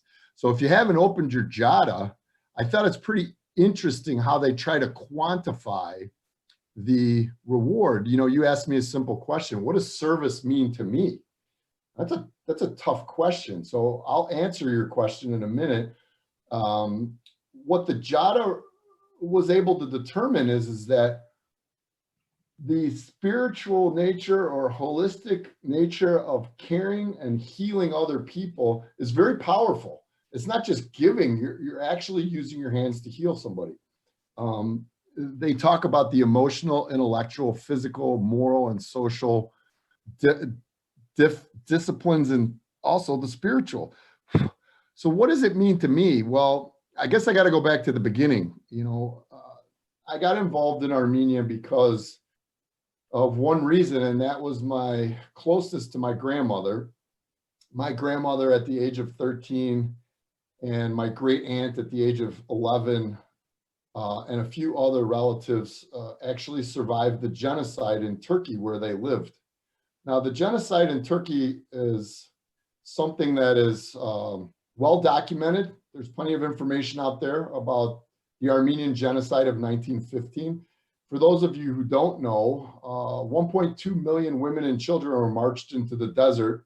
They were told by government officials that the men who had been taken previous to that on the pretense of going into war on the behalf of Turkey during World War I and were executed, they came back for the women and children and they marched them into the desert with no food or water. And my grandmother survived that. And so, to say that she was a unique person with unique life is an understatement. She left in 1915 and made her way through the desert, surviving somehow, which I won't get into. She made it to Lebanon, Syria, and then Lebanon, and then eventually France, and 4 years later was in the United States. That was just in time for the Depression and World War II, and then a lot of things that we've lived through kind of pale in comparison to those times. If you really think about what they've been through, I think this pandemic is not as severe if you think about things in totality. The priest at my church at the time was Haiserp Aron Jebedjian, who had very close ties to people in Yerevan and had told me that, hey, there's this dental clinic in this orphan camp that we go to for a week to take these college kids to give service back to help their home country. So it's ACYOA, which is a church group from Armenian diocese in America. And he's taken a group of college students over there and said, hey, why don't you go with us? And then, you can fix the orphans' teeth that were created from the war with Azerbaijan in the 90s. So after the Armenians left the Soviet Union and precipitated the breakup of the Soviet Union in 1990, they suffered one of the worst earthquakes with humanitarian devastation ever recorded in modern history. And I'll show you a little bit about where that happened on the map. After Armenia was trying to recover without much help, if any, from outside of the country because they had left Russia and Russia wasn't helping them and the US wasn't helping them. Basically was Armenians like myself from America who donated money and their time to try to help this country pick up the pieces. That was a 7-year war. So, we helped them recover by providing free dental services. And we started out with flashlights and lawn chairs and numbing people up and taking teeth out. And, we realized that we couldn't provide the level of care that we wanted to without a dental clinic. And so we immediately started to build a dental clinic. The Jambar, as I call it, it just means camp in Armenian. We were able to finance every summer a summer camp for kids who came from Artsakh and other poor areas of the mountainous region and gave them free dental care. So I show up at this dental clinic and the dental clinic is locked. And I said, in Armenian, where are the keys? And they say, Chiga, meaning there is no keys. That's what that means. There's no keys. So I think I was kind of devastated that I had been traveling halfway around the world and I couldn't get into the dental clinic. I was ready to go. I was going to fix every kid myself and, let's have at it. There's nothing we can't do, right? Well, it turns out that whether you want to call it coincidence or whatever, the person who is running that clinic and who had started it and founded it is Dr. Viken Garabedian out in Laguna Niguel, California. And when we met, it was fate, because we became very close friends and have had a partnership with this project since 2001. And he had started it in the late 90s. And we've taken it to new heights over the last 20 years as we help this region recover, as we helped give an incentive to all the teachers. We not only treated all the children 18 and under, but all the teachers at the universities and schools, and of course, all the military personnel. So on your screen, you see Mount Ararat in the background. And this is if you've never been to Armenia, and welcome for all the non-dentist Armenians who want to watch this presentation. I think that the first thing that I saw was Mount Ararat, and this picture doesn't do it justice because it is a sight to behold. It is where the Armenians have lived under the shadow of Mount Ararat since Babylonian times, thousands of years before the birth of Christ. And this is where Noah's Ark resides. Now, on that mountain in the background during the summer, you can get some satellite photos of what looks like a wooden ship wreckage. Turkish government won't let anybody go up and excavate it. Not sure why, but something tells me they don't want any Bible stories to come true. Maybe that has something to do with them being a different religion. I don't know. But there's people that want to go up there and take a look, and they won't let them because Turkey is on the opposite side of that hill. I think that the city of Yerevan is a large metropolis. It is a wonderful place with well over 1 million people. And one of the things that you'll notice about Armenia when you get there is almost 100% of everybody that lives in that country is Armenian. They don't have any diversity whatsoever. They do have visitors from other places, but basically the residents of Armenia, which is about the size of Maryland, which is where you're from, I believe, Brett. That's about the size of Armenia, and it is almost entirely, without exception, Armenians. Armenians are all Christians. In 301 AD, they were the first Christian nation to declare themselves all Christian. They had previously been a pagan or idol fire worshiping religion. And when St. Gregory came to Armenia, he was imprisoned in Corviop in a pit for many years. This is not Corviop, but if you look at the map, we can kind of guide you around. Sorry. So let's get some geography out of the way, huh? Armenia is located in the Near East.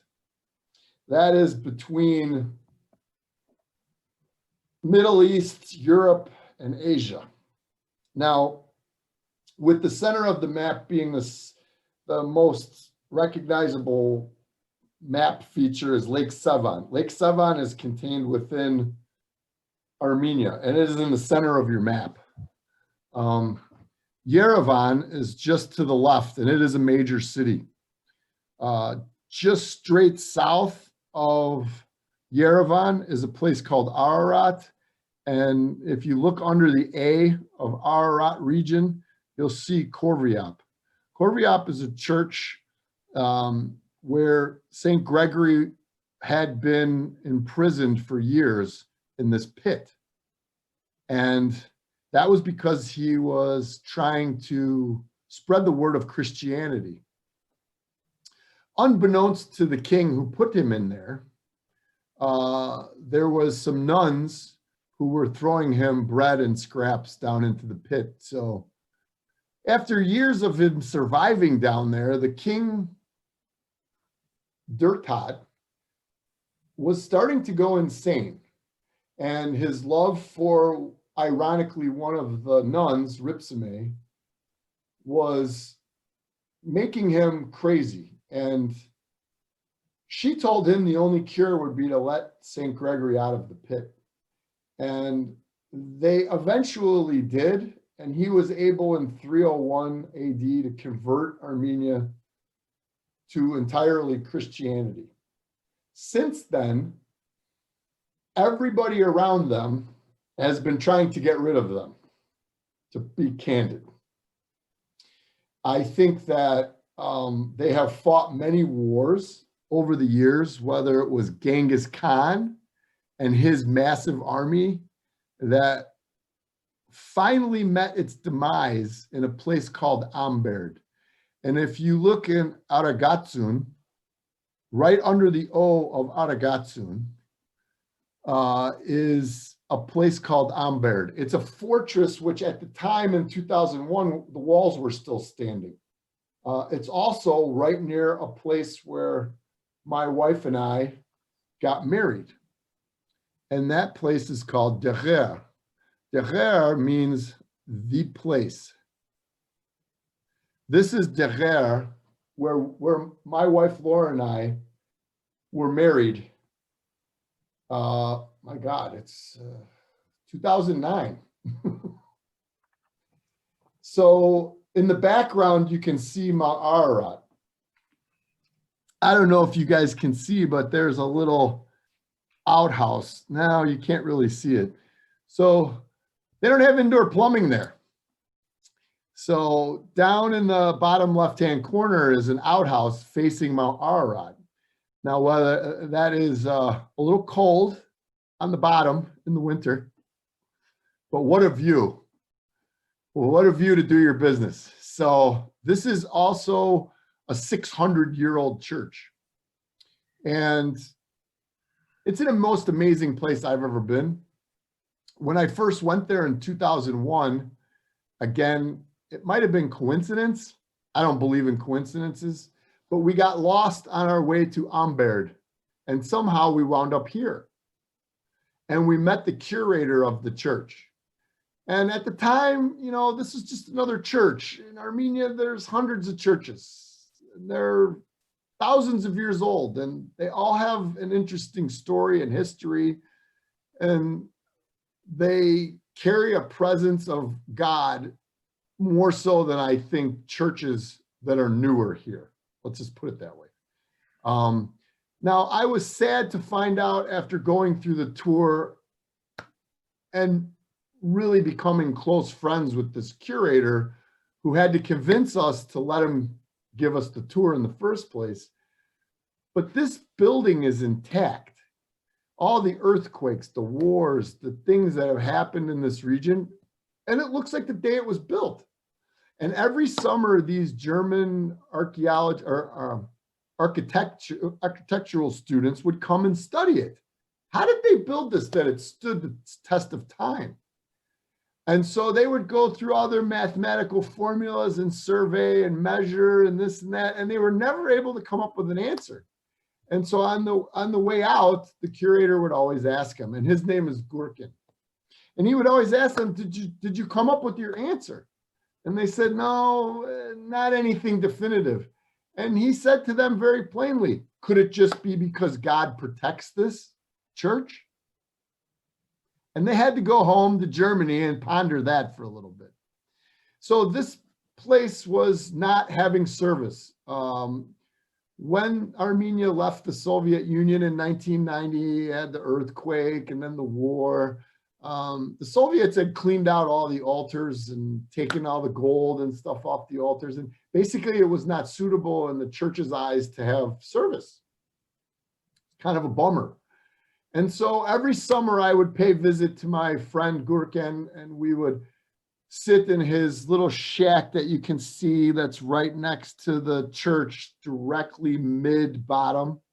And that's where he lives. And I was a guest in his home many times, and he would never take money from me. He was such a proud person that he didn't want charity. He wanted to work hard to try to survive and take what God gave him.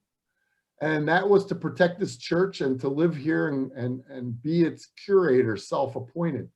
Well, I got frustrated, especially after a few vodka shots, what they call tout, ori. And so I started shoving $100 bills under his seat cushion in his kitchen. And this went on for years until they lifted up the cushion one day and they had more money than they knew what to do with, since at the time, US money was pretty well valued over there. Well, I was assuming he would take that money to help him live a better life. But what he did was he took all the money and he invested it in the church and he got the altar up and running. And so in 2008, when I went to do my mission, this church was now having its first baptism. And I was so excited that the church was now a real church again. And he said to me in Armenian, he said, Jeff John, this is your church. Nothing is possible without you. And so I told Laura when I came back, not only did I want to marry her, but I wanted to get married in this church. And now you know Laura pretty well. Yeah. So not too many American daughters of the American Revolution that live in the United States would go sight unseen to a foreign country she'd never been, to a church she's never set foot in, and have a real wedding ceremony. And it was a pretty special time for us. We did go on a honeymoon to a place called Jarmuuk. And Jarmuuk is here as you look, Vayat Zor, which is where our clinic is. And so we drove from Yerevan to Yeregnadzor, which is in the Vayat Zor region. And that's where we've done all of our mission work. So, you know, I knew the region pretty well because I spent most of my time there doing dentistry. And right where the S in Vayat Zor is, there's a river above that S. And along that river is where our camp is, that we have a 3-chair dental clinic with pretty much everything that you could ever want, including a lot of high-end endo stuff. No microscope, but we had a lot donated from our endodontists like Charlie Tatuzian, who lectured for Tulsa, and we have everything that we need there. And I like to call this area, you know, the Sunnik region, which is in the bottom right, as kind of the mountainous region where a lot of the money did not flow out of Yerevan, and it's still very, very poor. And so setting up in this region has given us an infinite amount of people to serve.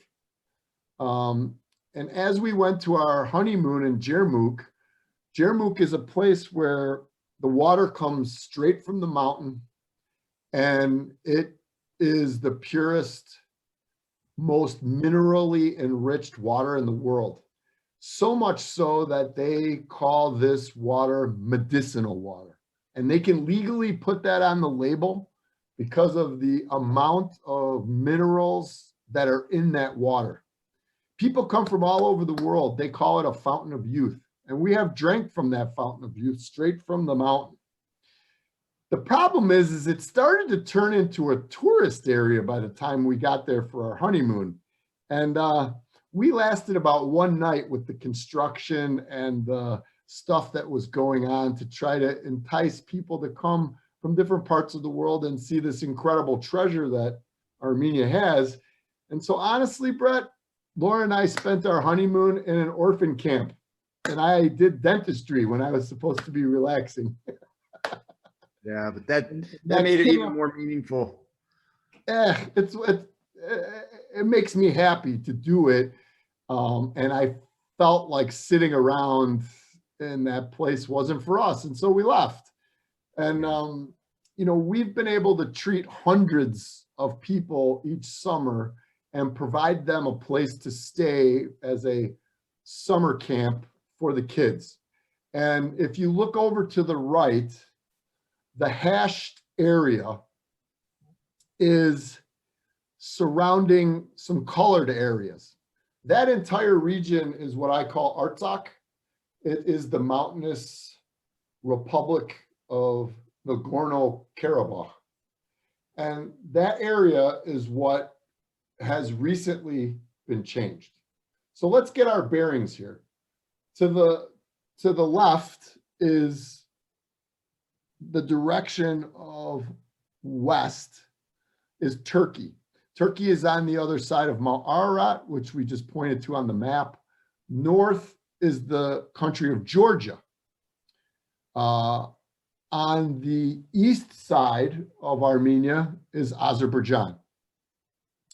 Now, these states, not Turkey, but the other two states, were created by the Soviet Union during the breakup of the Soviet Union. And for those of you who don't know the history back then, the Soviet Union initially put the KGB head in as a dictator in Azerbaijan. It was an area that was hospitable to Muslims of all different beliefs.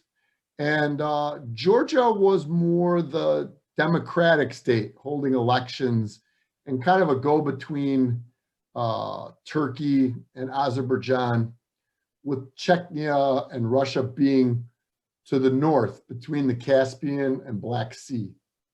The Caspian and Black Sea are of importance because this is where the oil pipelines for crude oil, natural gas, and other types of reservoirs and production of natural resources for the world. And so I think that Armenia was relegated to the area which really doesn't have access to any of that. On top of that, Azerbaijan around the south and east of those regions, as well as Turkey, has been a demilitarized zone since Armenia left Russia and subsequently had the war with Azerbaijan and reset up new borders, which again are the hashed areas. I've had the luxury of traveling all over Armenia, and whether you're in Lori to the north and you visit a castle that was used on the Silk Road during what we would call the barbarian times, where trade between Asia and Europe went through the Silk Road. This area has always attracted aggressors, whether it was Genghis Khan, who surrounded Amberd and put them under a decades-long siege, which the Armenians survived and ultimately are credited with breaking Genghis Khan's army. Whether it was the Persians who came out of the east to indoctrinate everyone under the rule of Persia. Armenia at one time spread between the Mediterranean, Caspian, Black Sea, and included Syria, Iraq, parts of Iran, and basically most of the Middle East. Those were quite a while ago, and throughout the wars, Armenia continued to get smaller and smaller. And in 301 AD, it is the largest concentration of Christians in this area. I think that traveling in Sunik and going across the border into Artsakh, which is connected by the Latchim corridor, which is between the city of Goris, which is in Sunik at the bottom of the page, and Sushi, which is the capital of Artsakh. We were, during the last 20 years, redeveloping those roads, rebuilding those cities, giving free dental care and health care provided to the people in Artsakh who had been not recognized by international community as a independent nation and not absorbed into Armenia. And so this disputed territory has been settled recently with horrible humanitarian casualties. And I'll get into that in a little bit. The roads that connected Armenia to that area of the world basically were the only lifelines in and out of that area. The entire surrounding area was demilitarized zones. So to give you an idea, I did travel up to Gyumri, which is in the upper left. It's in Shirak, and Gyumri was the site of the most devastated area of the earthquake in 1990. And so we kind of toured where they were at in their recovery. And, you know, back in 2005, 2006, they were still struggling to recover. Most of the relief efforts were focused in that area until the war broke out. And so things got kind of left unfinished. But I did have the opportunity to travel to a part of Gyumri, which is across the river from Ani. And Ani is a city in Turkey that was known as the city of churches. And I am truly one of the few Armenians who's been able to view Ani from the Armenian side. Now, that is something that was done with a military escort and with people with the proper channels to get the proper documents to get over there. But it was very interesting to see Armenians making a pilgrimage to Ani from the Turkish side and having to go through the entire country to get there and then back. And so, you know, there are hidden gems in Armenia to see. And certainly if there's Armenians that want to reach out to me who want to travel there or support the economy or our projects, I think that there's much to see.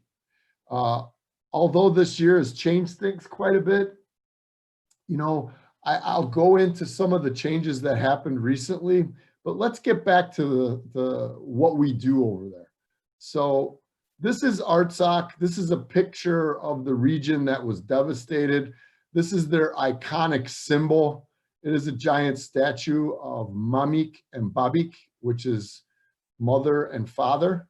And it's a symbol that no matter who has tried to displace Armenians, the core thing that keeps them going is family.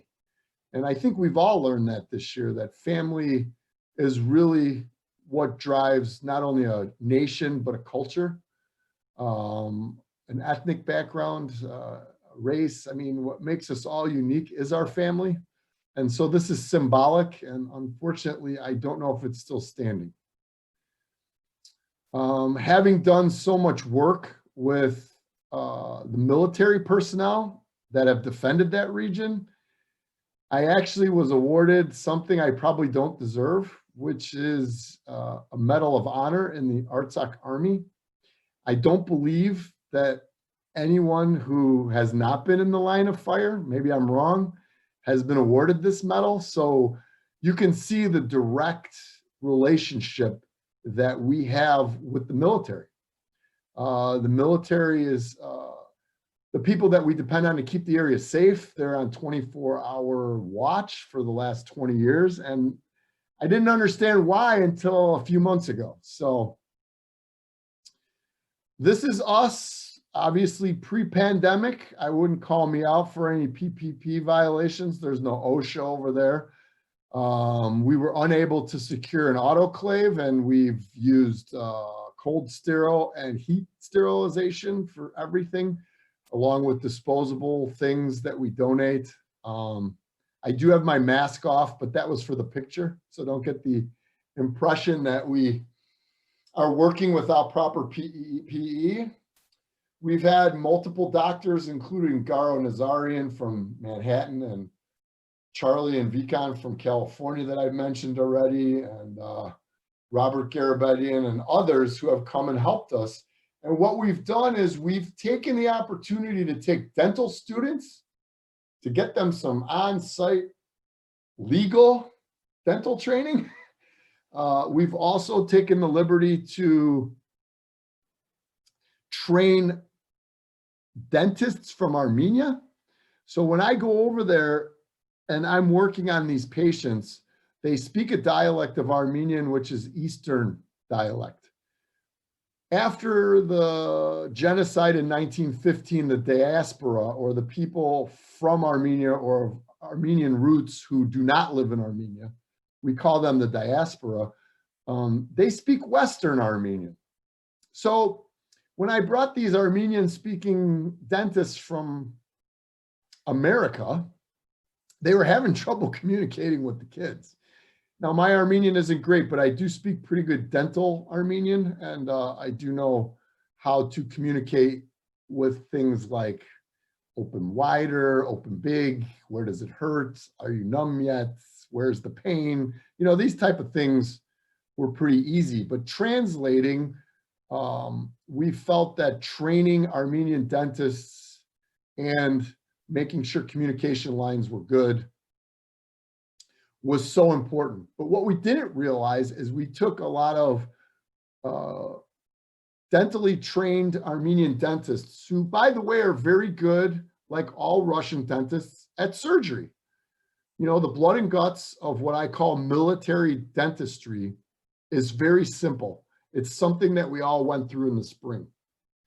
If you don't know how to do a surgical extraction or a molar root canal, you're really not going to be of a whole lot of help. Now, we don't do a lot of crowns, but to preserve tooth structure and bone jaw support, what we would do is in a 14-year-old kid who has bombed out molars, we would do the endo and do some kind of buildup and amalgam or use remaining tooth structure to try to save the tooth. Military dentistry is pretty simple.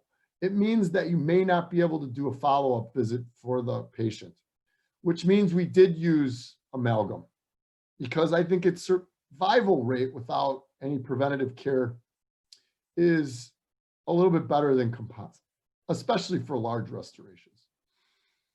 We did a lot of extractions to get people out of pain, to get rid of compromised, fractured, or beyond restorability teeth. Being able to do surgery and root canals is so important when you're doing this, and I still think it's so important to dentistry to be able to serve your patients. I think doing military dentistry, as you can see, it requires people to work on patients and try to complete as many treatment plans as possible. We work 16 hours a day in the dental clinics, and we provide as much care as possible. This is Kevin Bargamian from Chicago, and this is Vikan Garabedian with me. A patient here is a Hysorp or a bishop from Georgia for Armenians, and when he heard that we were in town, he drove all the way down to Sunik to see us because he had a dental problem. So when word gets out that we're in the country, people do know us. This is one of my original crews. I'm so proud of them. They were assistants, and they helped us back in 2001, 2002, 2003, 2004, and they're all successful dentists in their own right. Mahir is an amazing dentist in Spain, doing a lot of bone grafting and implants now and sinus lifts, and he teaches at the university, and seeing where he started and where he's at now is so proud of how he's been able to make the most of his career. Arman is with the black hat in the background, is now practicing in Southern California because he won the lottery to get a visa, which isn't easy. Things have been tough for them in Armenia. There are people that help us. The gentleman all the way to my left at the end is Hovig.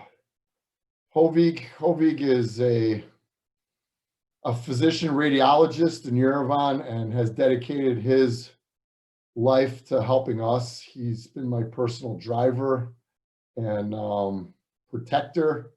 And you know, driving through some of these roads, his car is considered an ambulance. So we don't get stopped by the normal military personnel and other types of things. And there is a bishop in Sunik.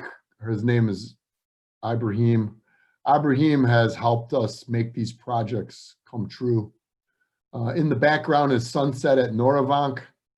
And Noravank is certainly an interesting area. I'm going to go back to the map for a minute. Noravank is near the bottom of the purple region here, just below Yerignatsor. Noravank is a unique place where a several $1 million project was done over the last 10 years to renovate that 11th century church. And a lot of the renovations of these churches have been done over the years because of their historical significance. And unfortunately, over the last 90 days, things took a turn for the worse. The area in the shaded, surrounded by the shaded region, was lost in a short war with Azerbaijan.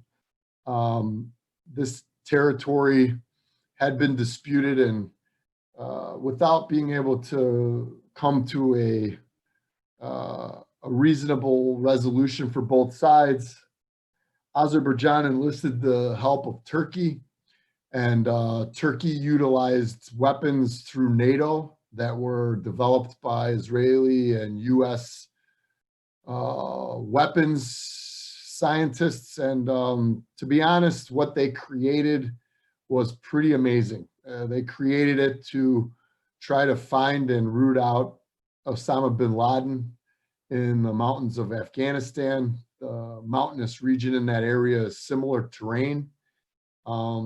They approached an enemy in the Armenians who had been rooted and settled and defending those mountains for centuries.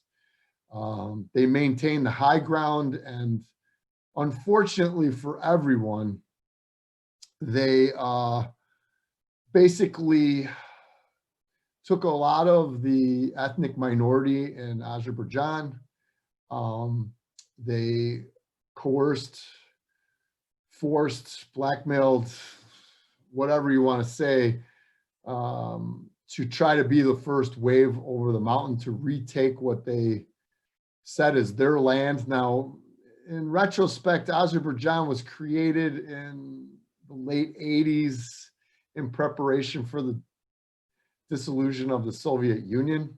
And so I think that the Armenians, having lived in this region for centuries, and when I show you these churches that are centuries old, and you have generation upon generation of people that have lived in that area, it's not so easy to just tell people to go move somewhere else or go back to a different region. These are the same people that have made the trek up the mountain every day to go to service. I think that these churches have stood the test of time because they're fortresses. There's an area in Artsakh called Ganzazar, which is kind of like the movies Lord of the Rings. I mean, you know, it looks completely surreal, and pictures don't do it justice. There was a priest who decided that he was not going to leave that church during the first war. And they had about 300 to 500 Azeri soldiers try to secure the region and the church. Der Hovannes is his name. I've met him many times. Der Hovannes in English is Father John. And our nickname for him is Rambo. He kind of looks like John Wayne, about 6'5", 230, 225, big dude. He defended that church by himself.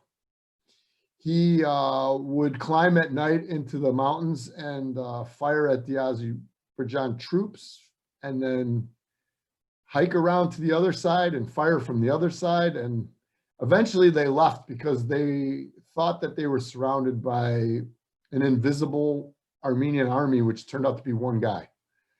After this recent turmoil, 2018, I had run into him in Dadivank.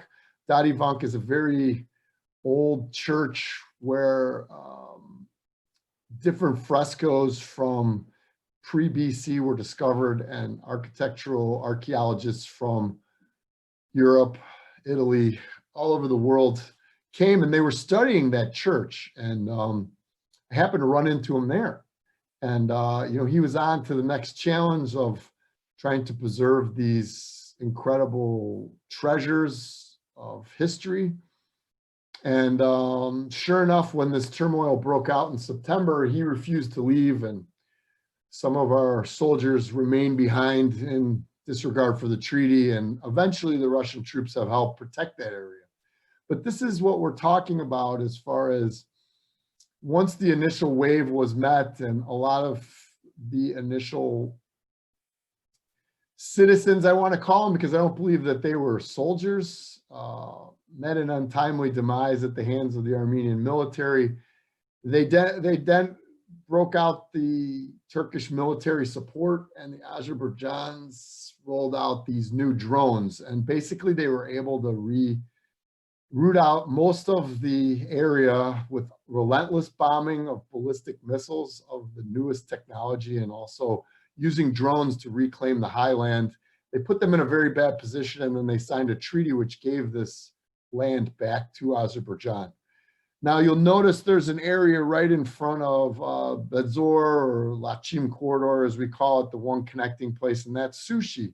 Well, part of the treaty calls for the Azerbaijan military to park in Sushi right in front of our front door there. And then they've cut off the rest of Artsakh. And so I am very fearful that going forward, that we're not only going to lose an iconic bell tower church that had been renovated 150 years ago, which they blew up on the first day. They're also blowing up Armenian cemeteries, and they're trying to erase any record of Armenian culture in what they are now claiming as their own region. It's very sad, and I didn't want to get into the political stuff. This is where it gets kind of soul crushing for me after spending so much of my time, money, and effort to try to build up and resurrect this incredibly history-rich area of the world, only to watch it be destroyed in a month or two. So since then, we have taken refugees, mostly women and children, who fled the fighting and who had their homes destroyed by ballistic missiles, which, by the way, didn't miss anything with our technology. They pretty much hit every structure they aimed at. And so if there was anything left behind, I'm pretty sure they kind of set it afire and left. Most of the structures are cement, and so they didn't leave any personal belongings behind. And so we thought temporarily, until there's a treaty or a truce, that we could house these people in our clinic. And you know, there is a resort that we were able to build called Lucy Tour.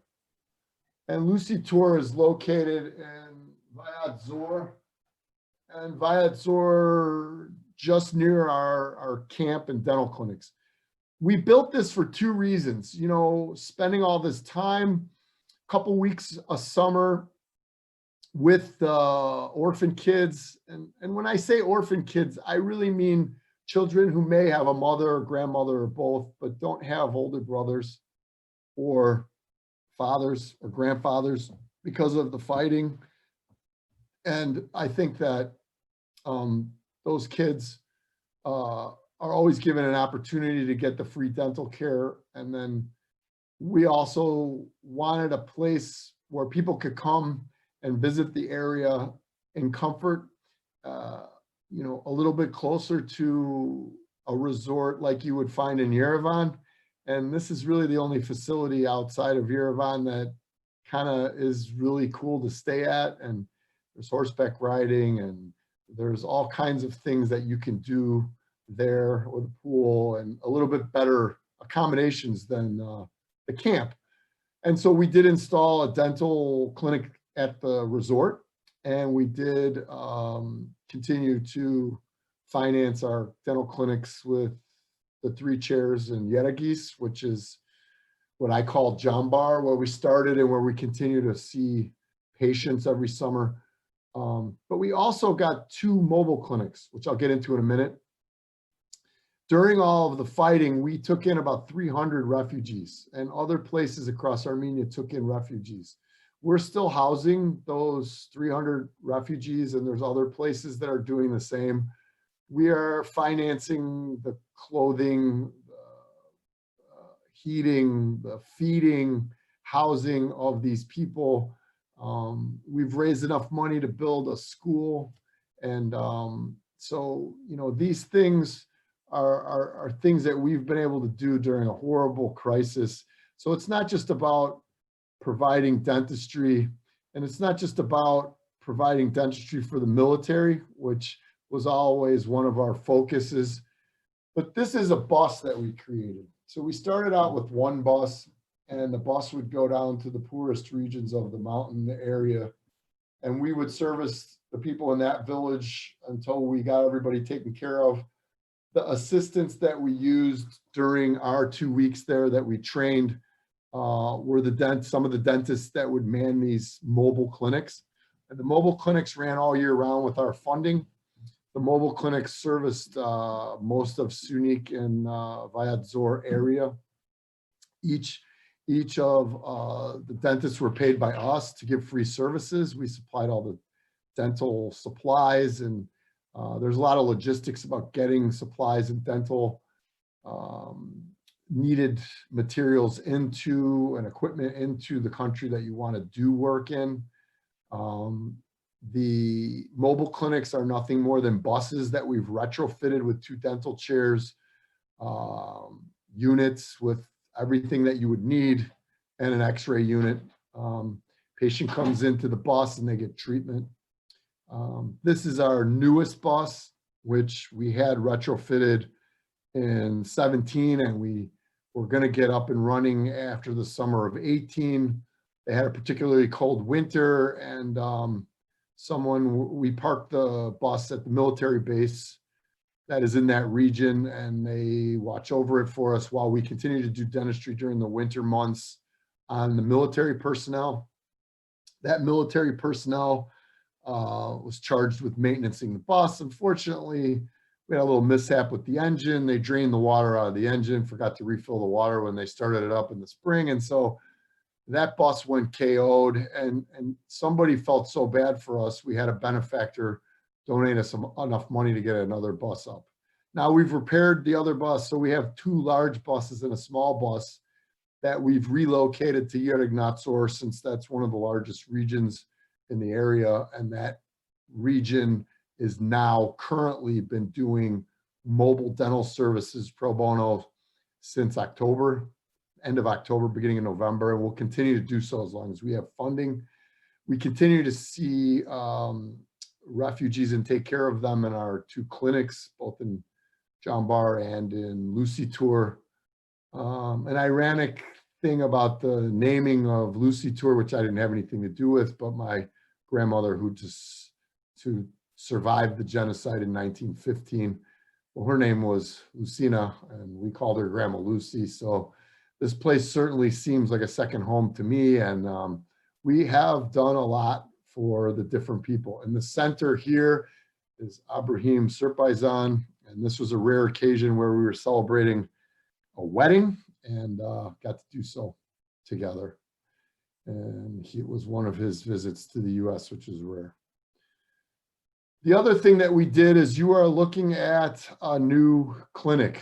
This was where we housed the counselors for Jambar. When we would bring the orphan kids to the camp, we would put them up at camp, kind of like sending your kid to summer camp.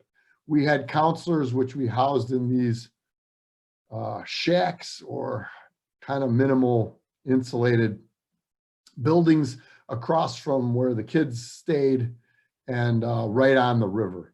The counselors donated their time to do all kinds of things with the students while they were waiting to get their dentistry done.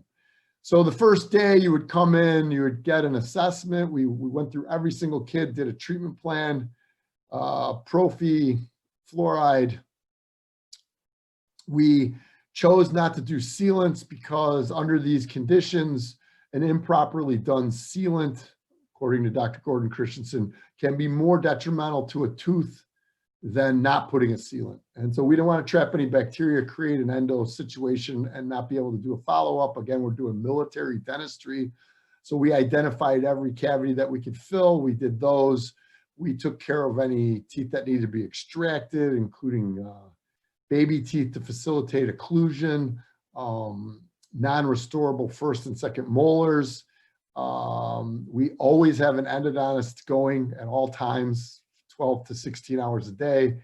And we also have an oral surgeon, which just happened to be me most of the time. Unfortunately, we could really use an oral surgeon over there, but I've been able to hold my own, and I've been able to get some surgically done extractions without having a striker or any fancy equipment, without really having much of my own as far as my array of elevators and forceps. And so, you know, you get a 150 or a 151, and you'd be lucky if you get a 77R, if you're lucky if it's sterilized. But, you know, you got basic tools. We joke around, you know, give me a pliers and a screwdriver and I can do it. But that's not quite the truth. We do have a lot of equipment and instruments over there that you need, but certainly this is not 100% everything you need in your office. I think the endo is the most sophisticated because obviously you have to use a rubber dam. Rotary instruments make it so incredibly faster to complete treatment. We don't have the luxury of getting the patient back for a second visit. But over the last month, we have incredibly been able to raise enough money and get enough manpower on the ground to change this into this. These buildings are now housing the new K-8 elementary school. This is the inside. This is all done in the last 2 months. It was directly our money that was funded with the help of Vikan Garabedian and all his generous friends and donors and dentists and Garo Nazarian and Manhattan. But I want to give a shout out to St. Gregory, the Illuminator Armenian Church in Chicago, who also donated money, which I matched. And they wanted to specifically use it for education. And this is specifically for education. You know, anybody who wants to go to Armenia and treat patients can get in touch with me. GratefulDental.com. Anybody who wants to make a donation to try to help this incredibly horrible humanitarian crisis. There's a lot of different things out there, from AGBU Humanitarian Relief Fund to ANCA, ANCA.org, which handles a lot of the political protests and whether or not what Azerbaijan and Turkey did to civilians with internationally banned weapons that were not supposed to be used in that manner for ethnic cleansing. You know, all of that is in international court. A lot of petitions and things need to be signed. Your Congress people need to know that you care. There's also a major push in Armenia to bring education to that region. Bishop Ibrahim has mentioned to me that he's going to really refocus the university down there to heavy mathematics with a gifted program, and really try to focus on the development of modern technology drones. We can see that a future of our survival may rely in drones and not being able to outsmart your opponent in trying to remove from an area.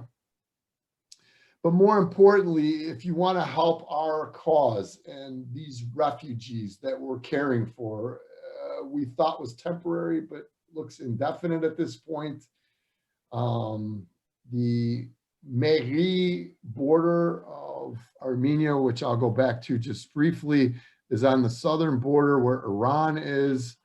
And Iran is the only open border down here.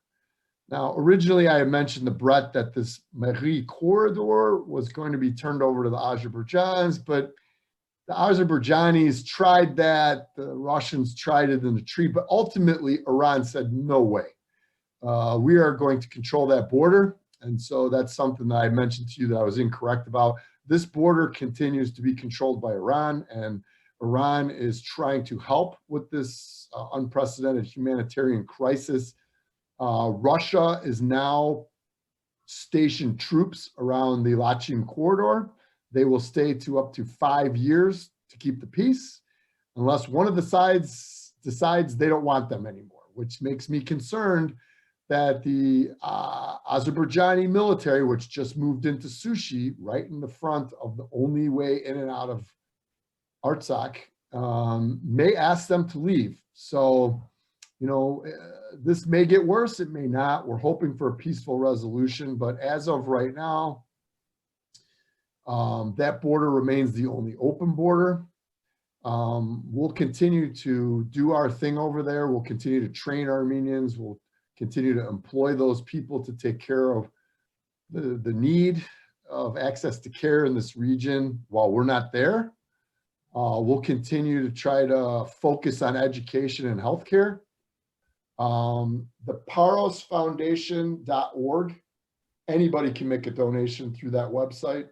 I want to make it quite clear that Paros Foundation is different than the Red Cross or Armenia Fund, which got a lot of attention because the Kardashians have given millions. Fund for Armenian Relief is another very popular one. There is a lot of entities out there that are doing wonderful work in Armenia. The thing that makes Paros Foundation different, the reason that we took up a partnership with them over the last 10 years is because they have given an administrative pledge that 100% of all the money that you donate with a check or a click to the Paros Foundation, in the memo of the check, Vyazor Mobile Dental Clinic. Up until recently, it was for the Vyazor refugees. We are now using the refugee fund to change to the mobile dental clinic and encompass the healthcare and education into our project with the 3 mobile buses, 2 dental clinics, and the care of these people and education of their children. So I wanted to point out to everybody that had the courage and the patience to get to this point in the podcast, there's been a lot of misconception about the CARES Act. I don't know how many of you read it, but I want to be quite clear about charitable donations. The CARES Act provided increased tax incentives for charitable giving, allowing you to donate and save on your taxes. This is for 2020 only. Even if you take, whether you take an itemized or standard deduction, even if you take a standard deduction, the law allows you to make a cash donation in 2020 to a nonprofit like ours, which will send you a letter upon receipt of the 501k 100% tax deductible against your tax liability nonprofit. It has all the information you need and a letter thanking you to give to your accountant. You can do up to $300 per tax return and deduct it against your income. That's if you're standardizing deductions.